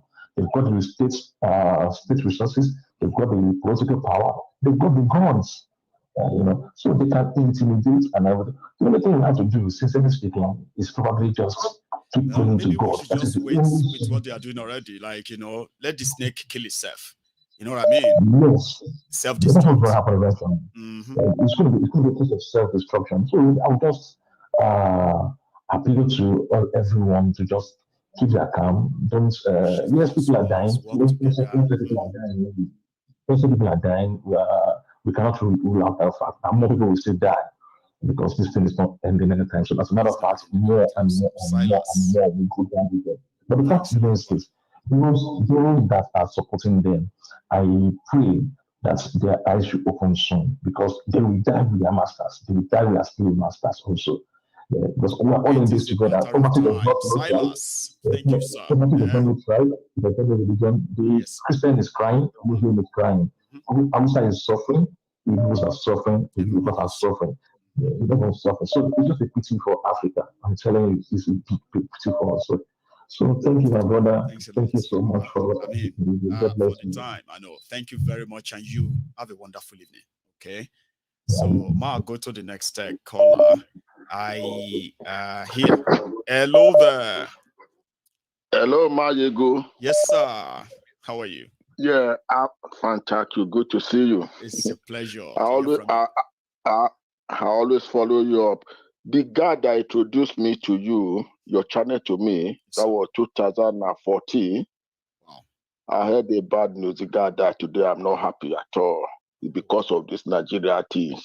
So sorry about that. That's sad. Very sorry. I've not got myself since today. My very good friend. But apart from that, what I want to talk about is this RPOB issue. Okay. You see, there was a guy that talked before this guy talked now, talking about Samuel, this, Samuel, that. One, that guy, for me, is one of the people that are working with US. These people sold Mazina the Kanu. They were the people that sold him. They give information out to catch him. When the Kanu when he was kept in Kenya for those days, they were aware he was there. They never talk. They know. And when they wanted the Kanu to die there. They wanted to kill him there. So that nobody just said they no see the Kanu just again. Happen like that, and that's it. Yes. Wow. Because the Kanu is not somebody that you can kill. That is why he survived. They now brought him to Nigeria. The Kanu ordered the first sit at home. he ordered the first sit at home. That guy talking now can never talk about sit at home. Nnamdi Kanu was the one that ordered the first sit at home. Right. Go and listen to Nnamdi Kanu, the last program he made before the kidnapping. Right. So these people, they collected money from Nigerian government to stop sit at home. Okay, now if Samuel Ekpa is not there, nobody will know about Nnamdi Kanu again. It will just be forget there. It's because of Samuel Ekpa pushing. That's why people are saying about Nnamdi Kanu. They go to Finland to protest against Samuel Ekpa. Did you see Nnamdi Kanu picture there? Sorry. The DOS they did what? The DOS organized people. They went to Finland to go and protest against Samuel Ekpa. Did you see? So a lot is actually going on than some of the things I'm aware of. Like it has gotten to like face-to-face stuff right now, right? Is that what you're saying? This week. Is it this week or last week? They were in Finland. They were in Finland. Did you see any picture of Nnamdi Kanu? Did you hear they talk about Nnamdi Kanu? They never talk about Nnamdi Kanu. They never carry any picture of Nnamdi Kanu. All they do is Samuel Ekpa. They just want to keep Biafra so that Nnamdi Kanu will be forgotten and he died there. So that guy that is talking is one of them. He's talking rubbish. He did sit at home that to crush the economy. That's what what do you think? What do you think about this side? Other people are saying about you know Nigeria right now, yeah? And you know that there are people there. They have to kill what they eat. Sure, you get. So when people feel concerned about a long stretch at first, and then we have been seeing videos of guys who we believe are imposters in a way, like doing all this crime and placing it on IPOB. So some people feel like if that continues to happen, right, every time he makes pronouncement, is it not all right to re-strategize if people are being subjected? Their concern can be overruled when in this case too. What do you think? There is nothing they can do that to sit at home because one, that is why he's telling them, sit at home because he knows if you go out, Nigerian government will send people to come and kill you. That's why I'm telling them, sit at home. This is the work of Nigerian government. They are paying people to do all these things. Yeah, I get that. I'm just saying that the concern of people that, you know what I mean, like when people don't go out, right, is tough. You know that, okay? Now, we know that every time he says sit at home, there are some of these sponsored people. I have said that many times myself, okay? I've seen few of them. But, if making those pronouncements brings out all these people to hurt those who disobey and they then place it on them, isn't that playing into their hands? That's what people are concerned about, by the way, right? Then the people, Nigerians, right, like everyone else, if you don't go out, sure you get, you know the chop. So would the people get a chance of having something that would be like, okay, go and stockpile, go and do this and that. Like those chances are not there. And those are concerns too. Sure you get. But that's not what you are saying. But sacrifice you say, Abi. It's just one day in a week. It is one day. Let me tell you, my good. Yeah, it's just one day in a week. Let me tell you, are you aware now a pound is 120 naira now? A pound is 120 naira. 1,020 naira. Is that? Yeah, 1,020 naira is a pound now. You understand? That means Nigerian money cannot buy anything. Even pure water. Nigerian money no fit buy pure water. You get what I'm saying? So if you look at it this way, this suffering we are suffering, Nigerian government purposely designed this suffering for people to suffer. No doubt. You get what I'm saying? So the only way for solution to Nigeria is disintegration. Biafra have to go. Fulani go on their own and the Oduwa Republic go on their own. This is the only solution. Without this, then it will become worse and worse. That's what Nigeria is going to be. There is no solution for Nigeria. There's no. They say Dangote is Dangote. Is it Dangote money? It's Nigeria money. It's not Dangote that hold those money. It's Nigeria money. They are giving our money to Dangote. People are suffering. People need to join Samuel Ekpa. If we join in the Kanu to fight, we forgot all these things that are happening. The Kanu talk them somehow. He said everything. Everybody in the Kanu is doing that. But look, that is the same thing they're talking about Samuel Ekpa now. They want to feel out because they want to go. And that's why I'm actually like somehow, when I said I was being diplomatic, is that we have seen it before. We have seen how they drive emotion to make people hate Nnamdi Kanu. A lot of people, it took them time later to come back and say, oh, it's because I never really listened to him. We know their media do that all the time. Sure, you get. Yeah. And then that's why I said that when we have a time to have a introspect, whatever they call it, that it's time to just sit back and be like, okay, you know what? So this whole thing seems to be like, playing into the hands or not, yeah? But like you said, whether we like it or not, whether it comes earlier or later, right? Wherever it will be, it's going to be eventually. Nigeria can be saved. I agree with you on that. Okay? And thank you for also kind of stopping by. We still hope people will shift their sword, and then I don't make it too obvious that indeed there are factions. But I've heard from other people, and I have others too. Let me take this. One more. Hey, Osita, how are you? Yes, my brother. Brilliant. You will never miss this. I kind of envisaged that. But we are talking about diplomacy here. But if I say everybody will still eventually lose it tonight, I'll do my best to keep all of you to manage as the purpose is. The thing that people don't understand, this is like a parliament. You say what you want to say. You are not fighting with anybody. At least. If you want to pick up a quarrel with somebody, then you have to look for the person where he is so that you can now go and fight the person. But which is telling somebody here. Yes, it's meaningless. Telling somebody here you are idiot, you are not intelligent, it doesn't make any sense. So what I'm going to say, I was one of the people that actually said something about Simon Ekpa the first day you did this. That was about 2-3 days ago, right? It was yesterday. Yes. The thing that we are talking about, let me speak for myself. I'm not saying that he's not fighting his own part of the fight. Everybody's just got to fight in their own different ways. But what we are saying is that let it be so meaningful that, like there was one statement he made. I do watch his program before, you understand? But when he made that statement, he said in Igbo language, "Iputa, Iwulo." You wouldn't. It doesn't work well with me. If it work with any other person, you can't tell people that if they come out, they will die. Then it will look as if you are the one doing it. But I know he is not. So, but what I am saying, instead of you should escalate the killing, why don't we look for another means of doing this thing? There's a difference between you confront somebody and say, "Oh, we want to fight war." The ones that will support you.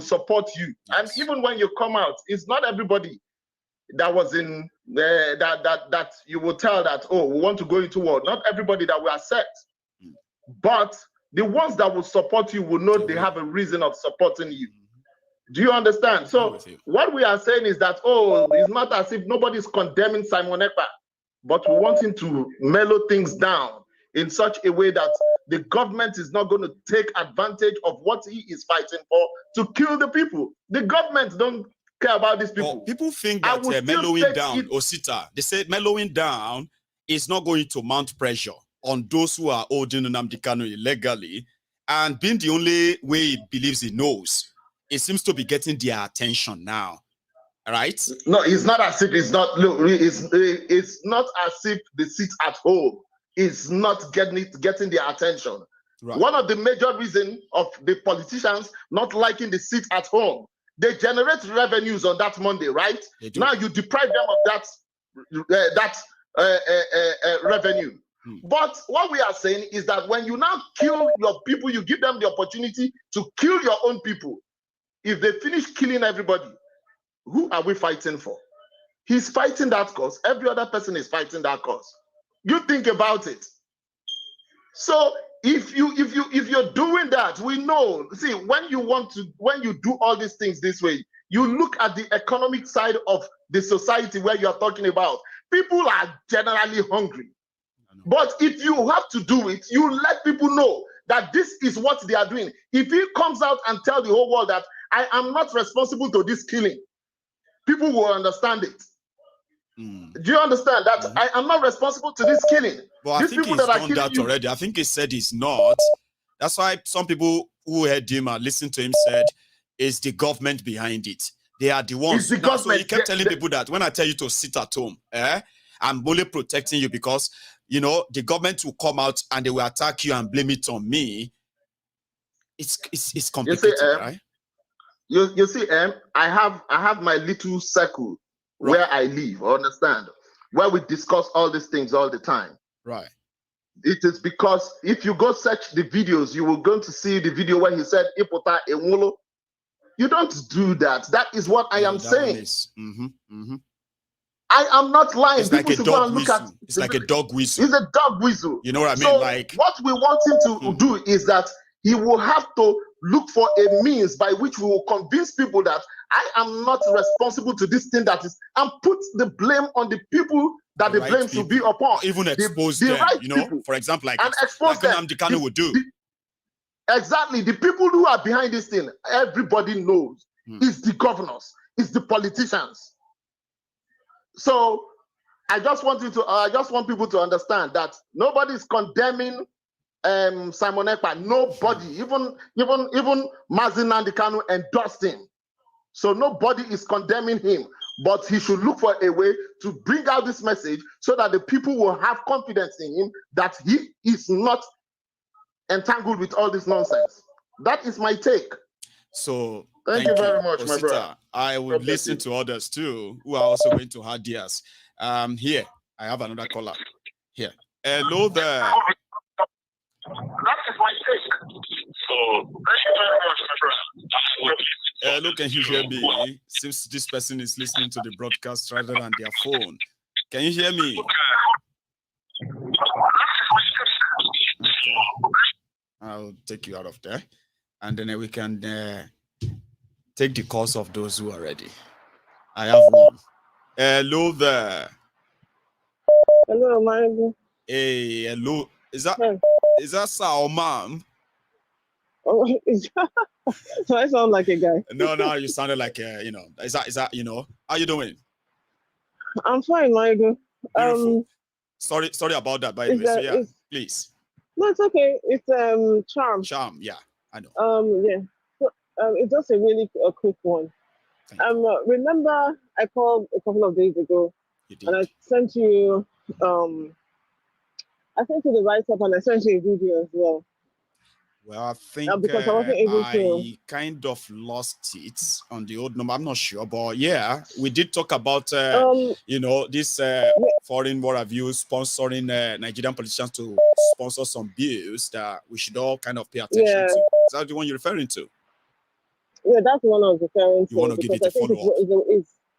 It's worth the read, you know, really. I just wanted to let you know that I did send it to you, but it was on this new number. This one, okay. not the old one, because I tried repeatedly to share it on the chat group, and it just wasn't working. So but go on, please. Yeah. Okay, so I think maybe there's some restrictions or some chat guidelines. I don't know what it is really, but I wasn't able to share it to. It was a link. I mean, sorry, it's a link. That's the reason why I had to you know, copy and go and watch it elsewhere. You know, it wasn't like a video. I think it's a link. I've seen it. I have. Okay, so those two things really. I've listened to Prince Man and a couple of other people, and just now Osito, I think, talking about Simon Ekpa or IPOB and all of that. I think the only thing I want to add to this conversation really is that sometimes I feel like the problem of we have a problem of leadership, whether it's the people fighting for separation or our current, you know, government, and then we have a problem of leadership. Now, I don't fully understand Simon Ekpa's how I put his input. I can't speak on it authoritatively, you know, but I feel like if you're going to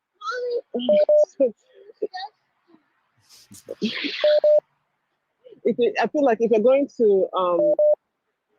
to lead the people, you carry them along. You don't drag them, which is part of the problem I feel like we have in our country, right? There's always an element of you don't carry people along. You just drag them to wherever you think that, you know, we want you to go to, you know. But you can't love my life more than I who own the life. If you understand where I'm coming from, right? Now, if this strategy of, you know, announcing the sick at home and everything is costing people's lives, it's costing people their daily bread and things like that, then their livelihood, then it's time to take a step back and rethink the strategy and employ and reflect exactly and reflect and come up with a different. I mean, we're all intelligent people, right? And we can't do it on our own. So you can employ, you can talk to other people and see about how we can do things differently.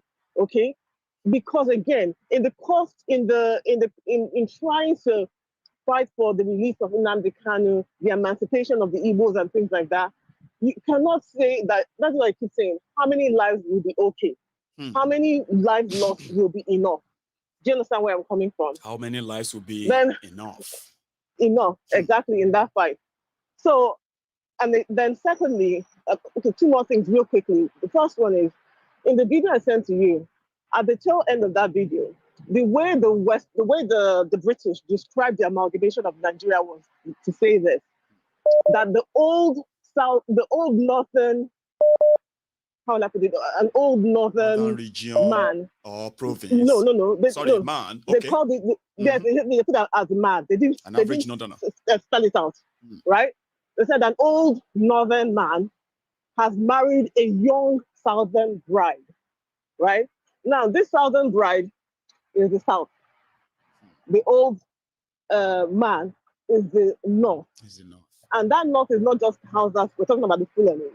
And I want people to understand that, you see, the Fulanis and the West, and the British in particular, have always worked in tandem because they are the people that they can use the most out of these other two tribes in the South.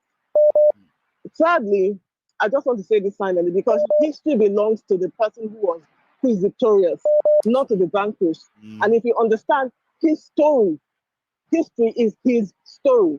So his story is the story of, yes, is the story of the victor. Now, a lot of people talk about how different we are. We are all different people and this and that and the other.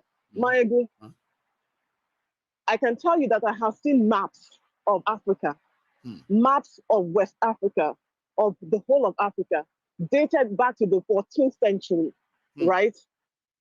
Where they have detailed exactly who and who live in these regions. We are one people. The people who are telling you this story about us being different and separate, remember, these stories don't come from us. It comes from them. They wrote them. Not us. They wrote it. So you also have to be careful about where you're getting your information from, who is giving you information. Even all of this, the way we are all, the regions and everything, don't come from us. It comes from them. So it's easy for people to say, oh yeah, we're all different, You have to remember, Africa existed before Oyibo came into this space. We always lived together. Yes, I'm not saying that we didn't have wars. They too have wars. The Irish fought the Welsh fought the English. They even had slavery too. A lot of people don't know that they Oyibo also enslaved Oyibo. Yes. Irish people were slaves at some point. Like there are slaves. Yes. So it was Irish like everybody was just robbing everybody. So when they came to Africa to rob us in Africa, right? They've already robbed themselves as much as possible around this part of the world. Historically. They've dealt with themselves. Even some Irish people compare themselves to kind of align, not to compare, align themselves with the Black experience because they felt that they've been slaves too. Yes, they were taking us slaves as well. Slaves, so they were sold as slaves, slaves. They were sold, slaves. They were sold as slaves as well, and there were even times where they used to write "No Irish, no Blacks." Bless you. So it was that bad. No Irish, no Irish, again, no dog, no Irish, Blacks. No, exactly, right. So the point I'm trying to make is, all this, I still maps, and I wish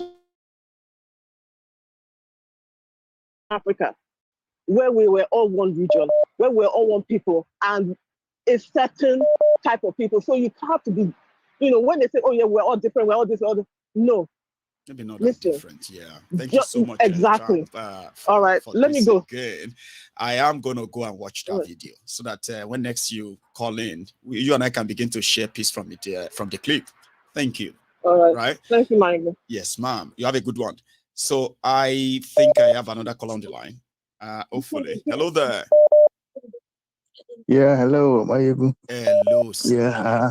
How are you? Yes, my name is, I'm good. My name is Williams. I'm calling from Lagos. Oriental. Yeah, Is that what you say? No, Williams. Oh, Williams. I'm calling from Lagos. I was like, that was kind of a little Oriental. I've never heard that before. But Williams is also class. How you doing, Baba? Thank you. I'm good. I wish to thank you so much for all you've been doing, and I've been following your program. Actually, this is my first time of calling in, and you see, talking about. I've listened to several people talk about Simon Ekpa and what he's doing. You see, I keep telling. There was a time I sent a tweet to Simon Ekpa. Right. I said, okay, look, you are there pumping your chest. I said, look at Mayebu.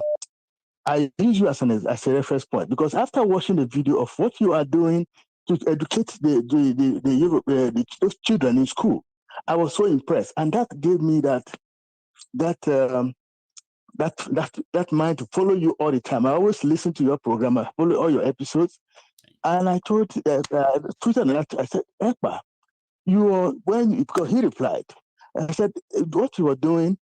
Look at Mayego. I said he's trying to educate these people, and I see followership is not just when people do see what you are doing and see the light in what you are doing, they want to follow you. You tell people to sit at home. These are people who don't have means of livelihood. Nigerians, most of these people feed from hand to mouth. If they don't go out, they don't eat. Now you're telling them to sit at home. With what are they going to feed with? You see, the thing is, and again, when people keep saying government is doing it, and when you keep doing things that you play into the hands of the people that are you are not doing this, you will never hurt your people. But every time you make this pronouncement, they do this. Why don't you just starve them? Like, don't feed them. Starve them of that. Maybe that can even expose them, but unfortunately. No, you see, and again, this coming from the angle. The other day, this man spoke in went to Asari to speak after he given Asari Dokubo. Asari Dokubo.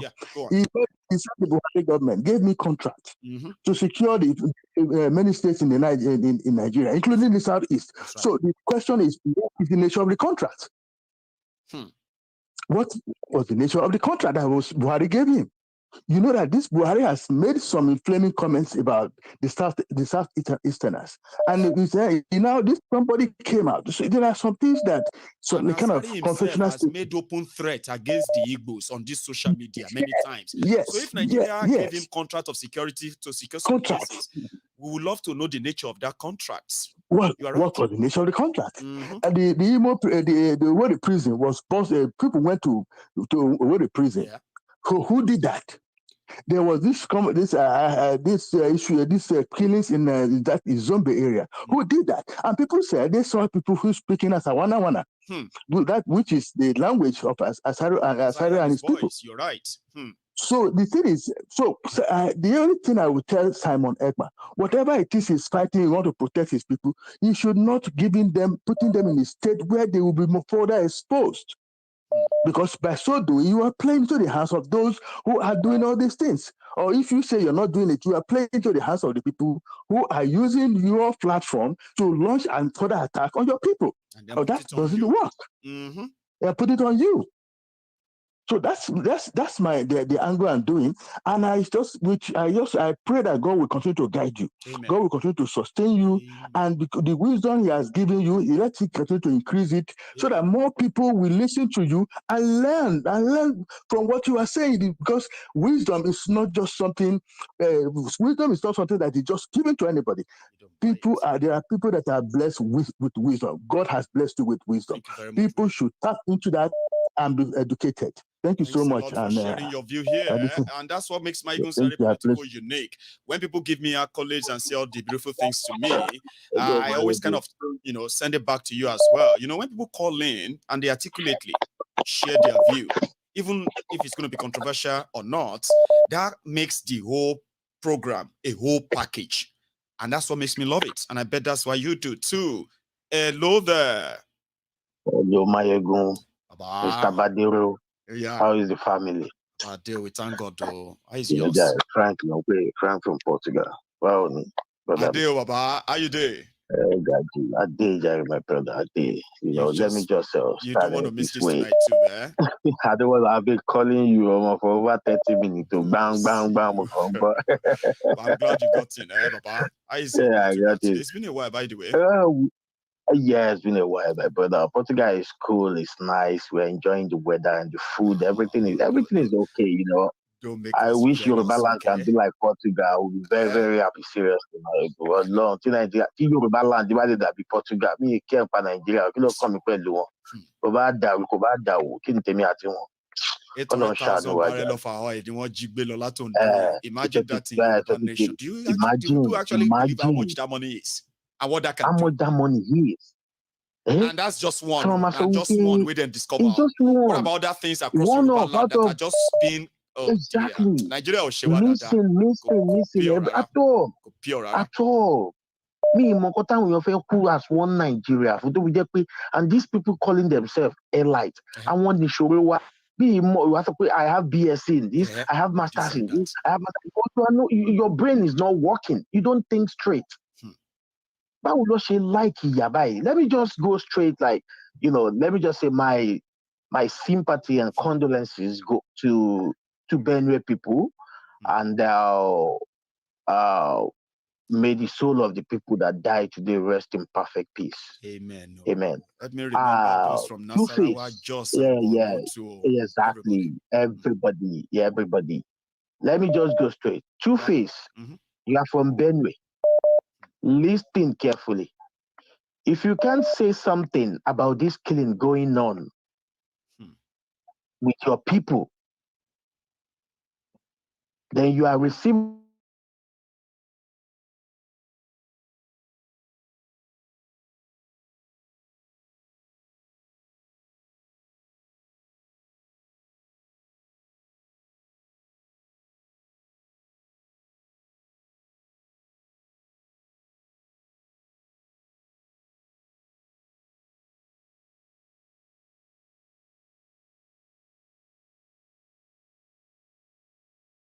go to Simon Ekpa. Biafran people should appreciate Simon Ekpa. Seriously. Give me 1 second. Okay, yeah, I think that's me back. Okay, please continue. Yeah, it's resolved itself. Okay. Yeah. Biafrans should appreciate Simon Ekpa. Because to do ban shekwe.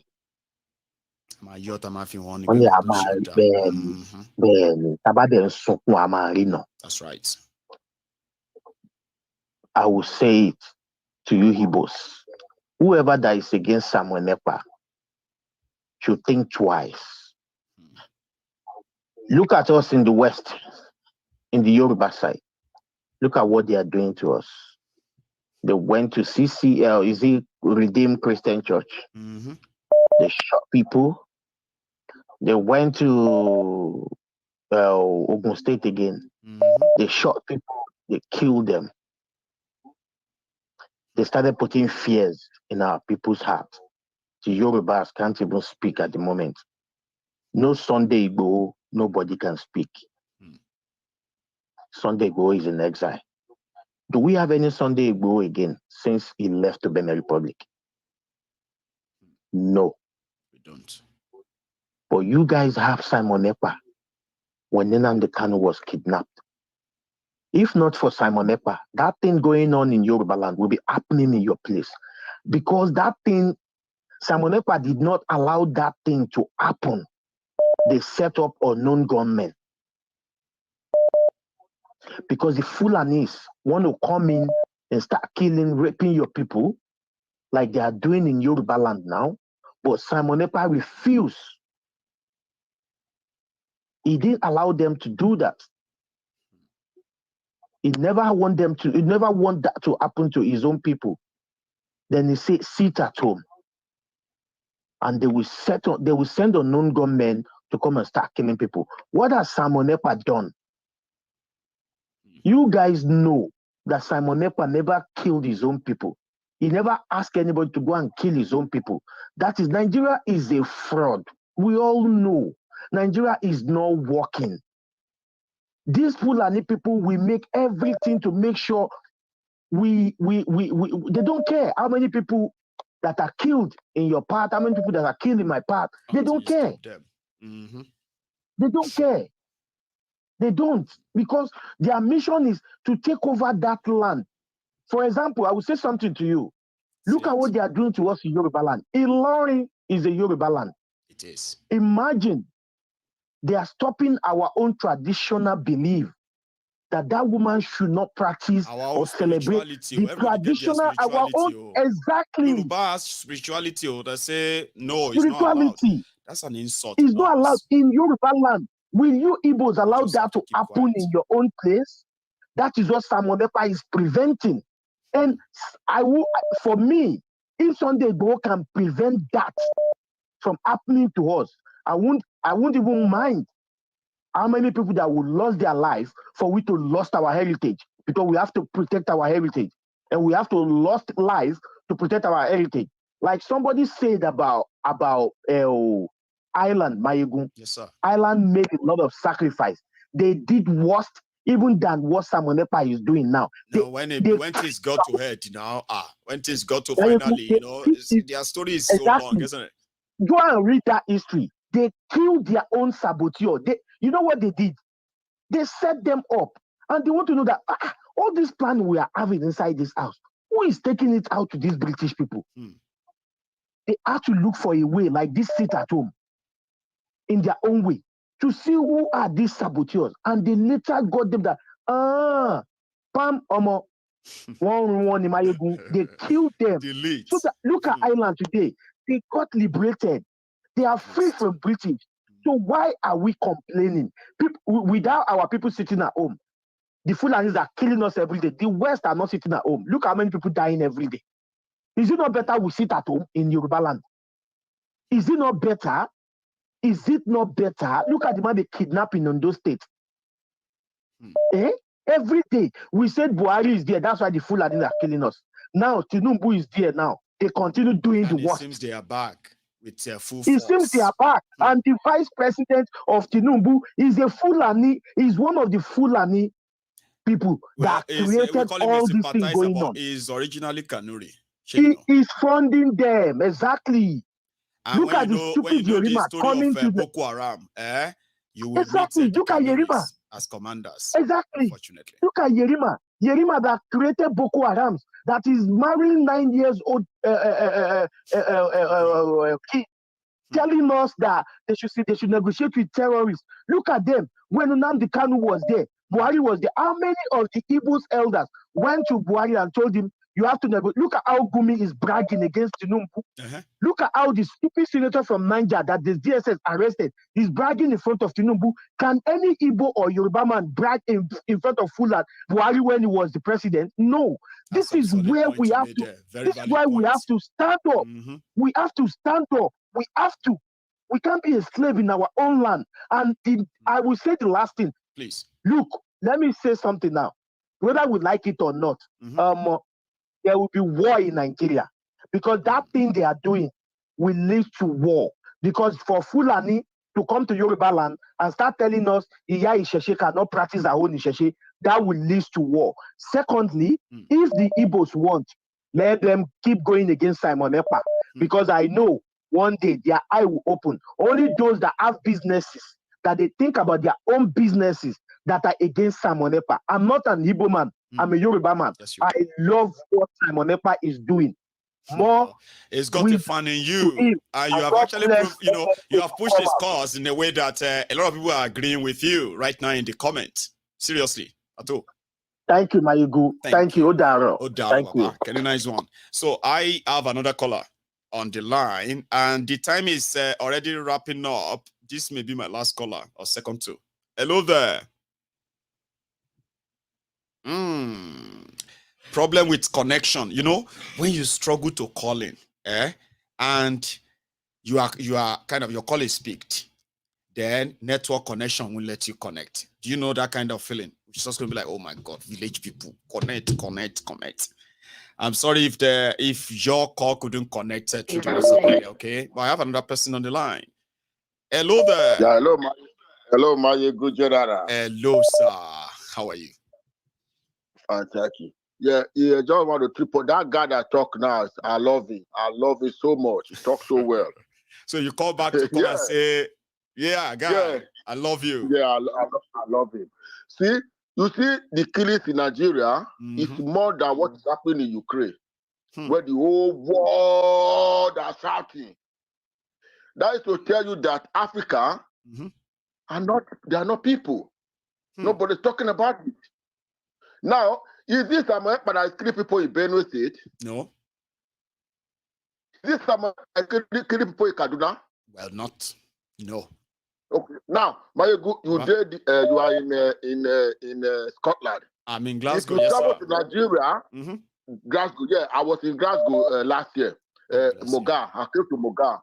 Oh. I was in Moga last year for an you'll be mad, Baba. So, go on, sir. Yeah. So you see now you are in Glasgow now. Eh? Yes, sir. If you go to Nigeria, you enter a place to Lagos. Can you travel on the road to your village? Well, not without finding out if it's safe. But for now, I can, but not without me looking aside.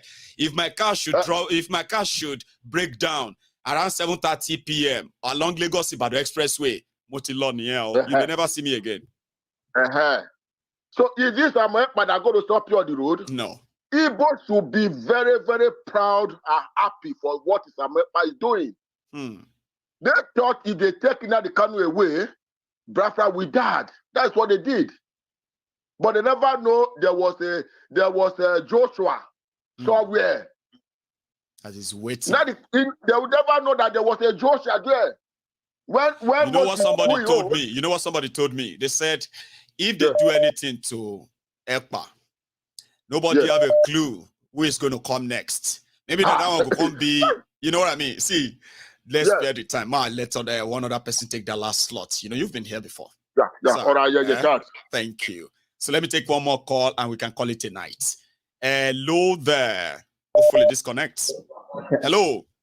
Hello, my good channel. How are you? Good evening. I'm good. His voice sound like. Actually. Sorry, who am I speaking with? This is Tony. Tony. Yeah. Sounded like one of this my regular caller or the Nipagu. I've not heard from you for a very long time. Tony, how are you, sir? I'm good. And you? Well, very well. I'm here. Thank you. Okay. Please. Okay. Actually, I just want to throw a little contribution to the program. You are welcome. Go for it, sir. Okay. The third caller, what the third caller told you is just a word of our advice. And I'm still repeating the same thing he said. Okay. Don't allow them to use this your platform to regarding whether to purpose, whether the Simon Ekpa fraction or the US fraction, don't allow them to use you. If they want to debate the issue regarding their problem, let them go and create their own platform. Simple. I want to ask you two questions. Yes, sir. And I'll rest my case. One, when COVID-19 started, how many months did all of them sit at home? All of them that is complaining today, sit at home. It was for how many days? For months, so it was probably like, I don't know the right answer, but it's for months. Okay. How many of them died of hunger then? Well, or is Nigeria not out there? A lot of them, and we all saw that they just screamed they couldn't really change it. But do you think that's okay? The same context? Go on, sir. Okay. So why are they afraid of 1 week sit at home or 2 weeks sit at home that will give them freedom forever? Why are they kicking against it? That is my question. Big question, I know. So I raise my case regarding the issue of Tompolo and his gang. Yes, sir. Nigeria breeds criminal. If you are not a criminal, you cannot be conducive in Nigeria. That's all I want to contribute. Thank you very much. I love that. Thank you so much, Tony. And thank you very much for us, for ending this on a sound note and advice as well, okay? Like I said, I'll answer my caller who brought the same up. It's a very good advice, all right? Mayegun's Diary Politico is sort of a melting pot. And that is why I have always been very diplomatic in all of this. See, I can sit down here and feign ignorance that I don't know all of the things going. I do. okay? But if you have people who are supposed to be together and you watch them tear themselves apart, but there's something I notice, all right? A lot of us know what is going on, okay? But if you are not a Biafran, yeah, if you dabble into it, all right, even the two factions you call factions, they will join together and they will tear you. So I choose diplomacy since the intention is not to say who is right or who is wrong. If the purpose is liberation and if it's about the people, I kind of believe that it shouldn't be difficult for us to understand ourselves here and there. But if people are never going to understand themselves, I chose that when Nnamdi Kanu comes out, right, kind of everything will just fix itself, not without any skirmish here and there, all right? But the time we have on Mayegun's diary political, there is only one thing that unites all of us here. Whether you want Yoruba nation or you want Biafra, you want regional system, you are obedient. Even you articulators or Agbadorians, listen to me. There is one thing that brought all of us here. And if you will say it loud to yourself, and that thing is this: we are all victims of a failed country and failed leadership. Whatever we choose to be our anger today of why we just don't support the status quo anymore, we want Biafra, the injustice, the inequality, the unfairness, and every other thing that everybody can say, the marginalization and all that. When you come onto Mayegun's diary political, now one thing where we get in common with that too. Not Nigeria. Sure you get. We have one thing in common.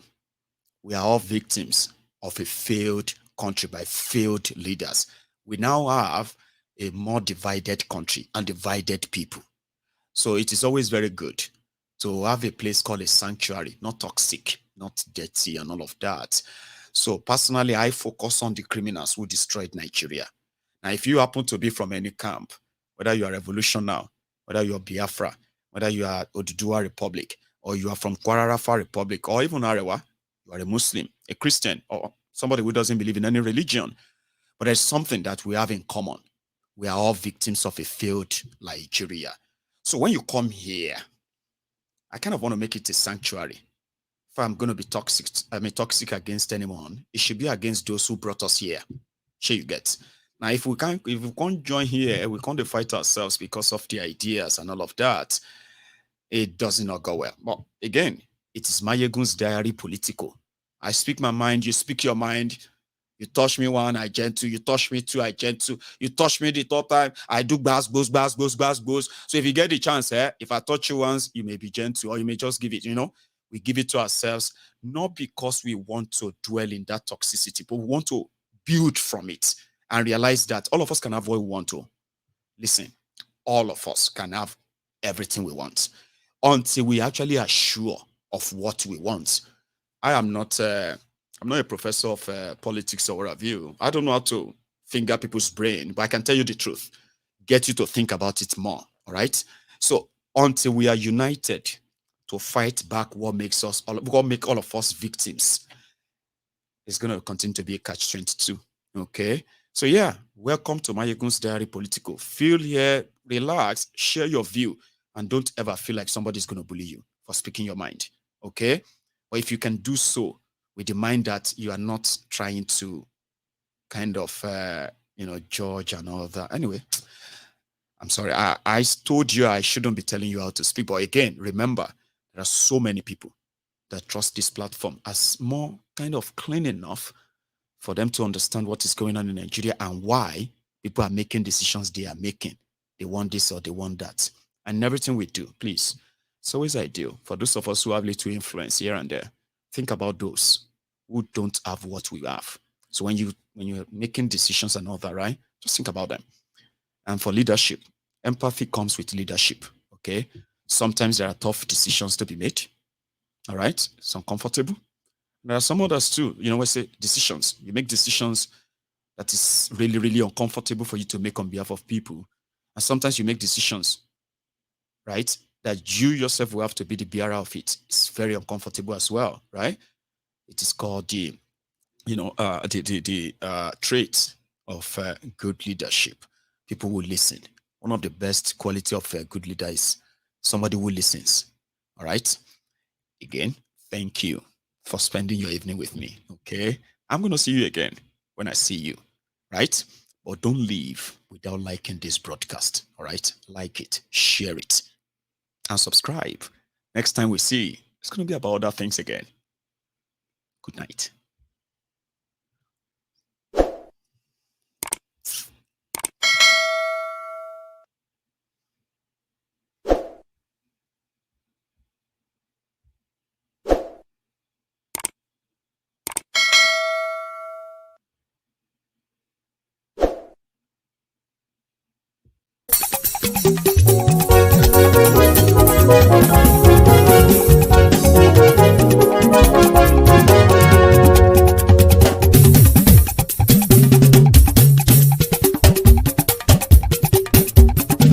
Mayegun làwa mọ̀ làmọ̀ tó dòdòdò. Mayegun dayari Nayibi number one. Mayegun làwa mọ̀ làmọ̀ tó dòdòdò. Mayegun dayari Nayibi number one. Mayegun ti dé o ọ̀rẹ́ ara ìlú.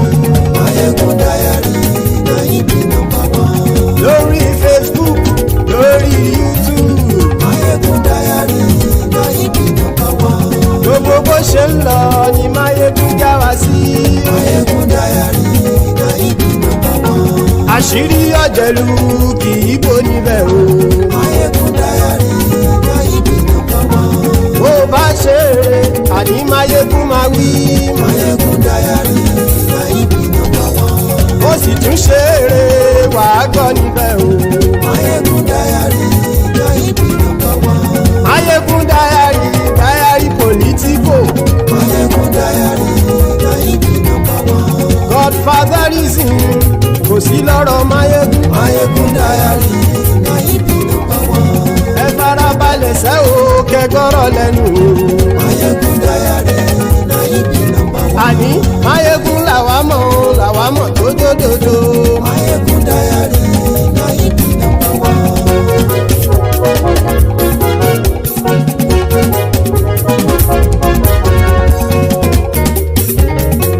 Àní ẹ̀sùn ràkì. Mayegun ti dé. Mayegun ti dé. Ọ̀jẹ̀lú ẹ̀sùn ràkì. Mayegun ti dé. Àní ẹ̀sùn ràkì. Mayegun ti dé.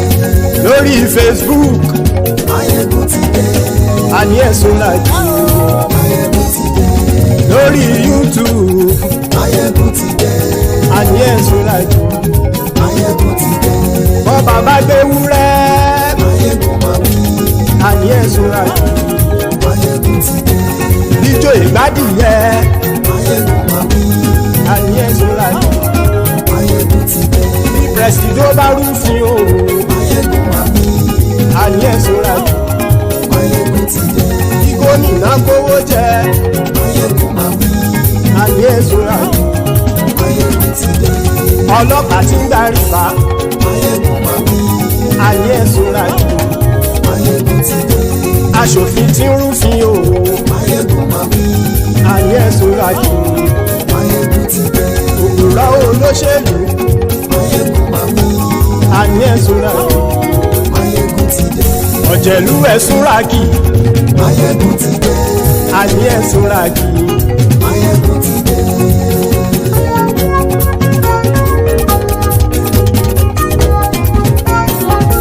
Mayegun ti dé.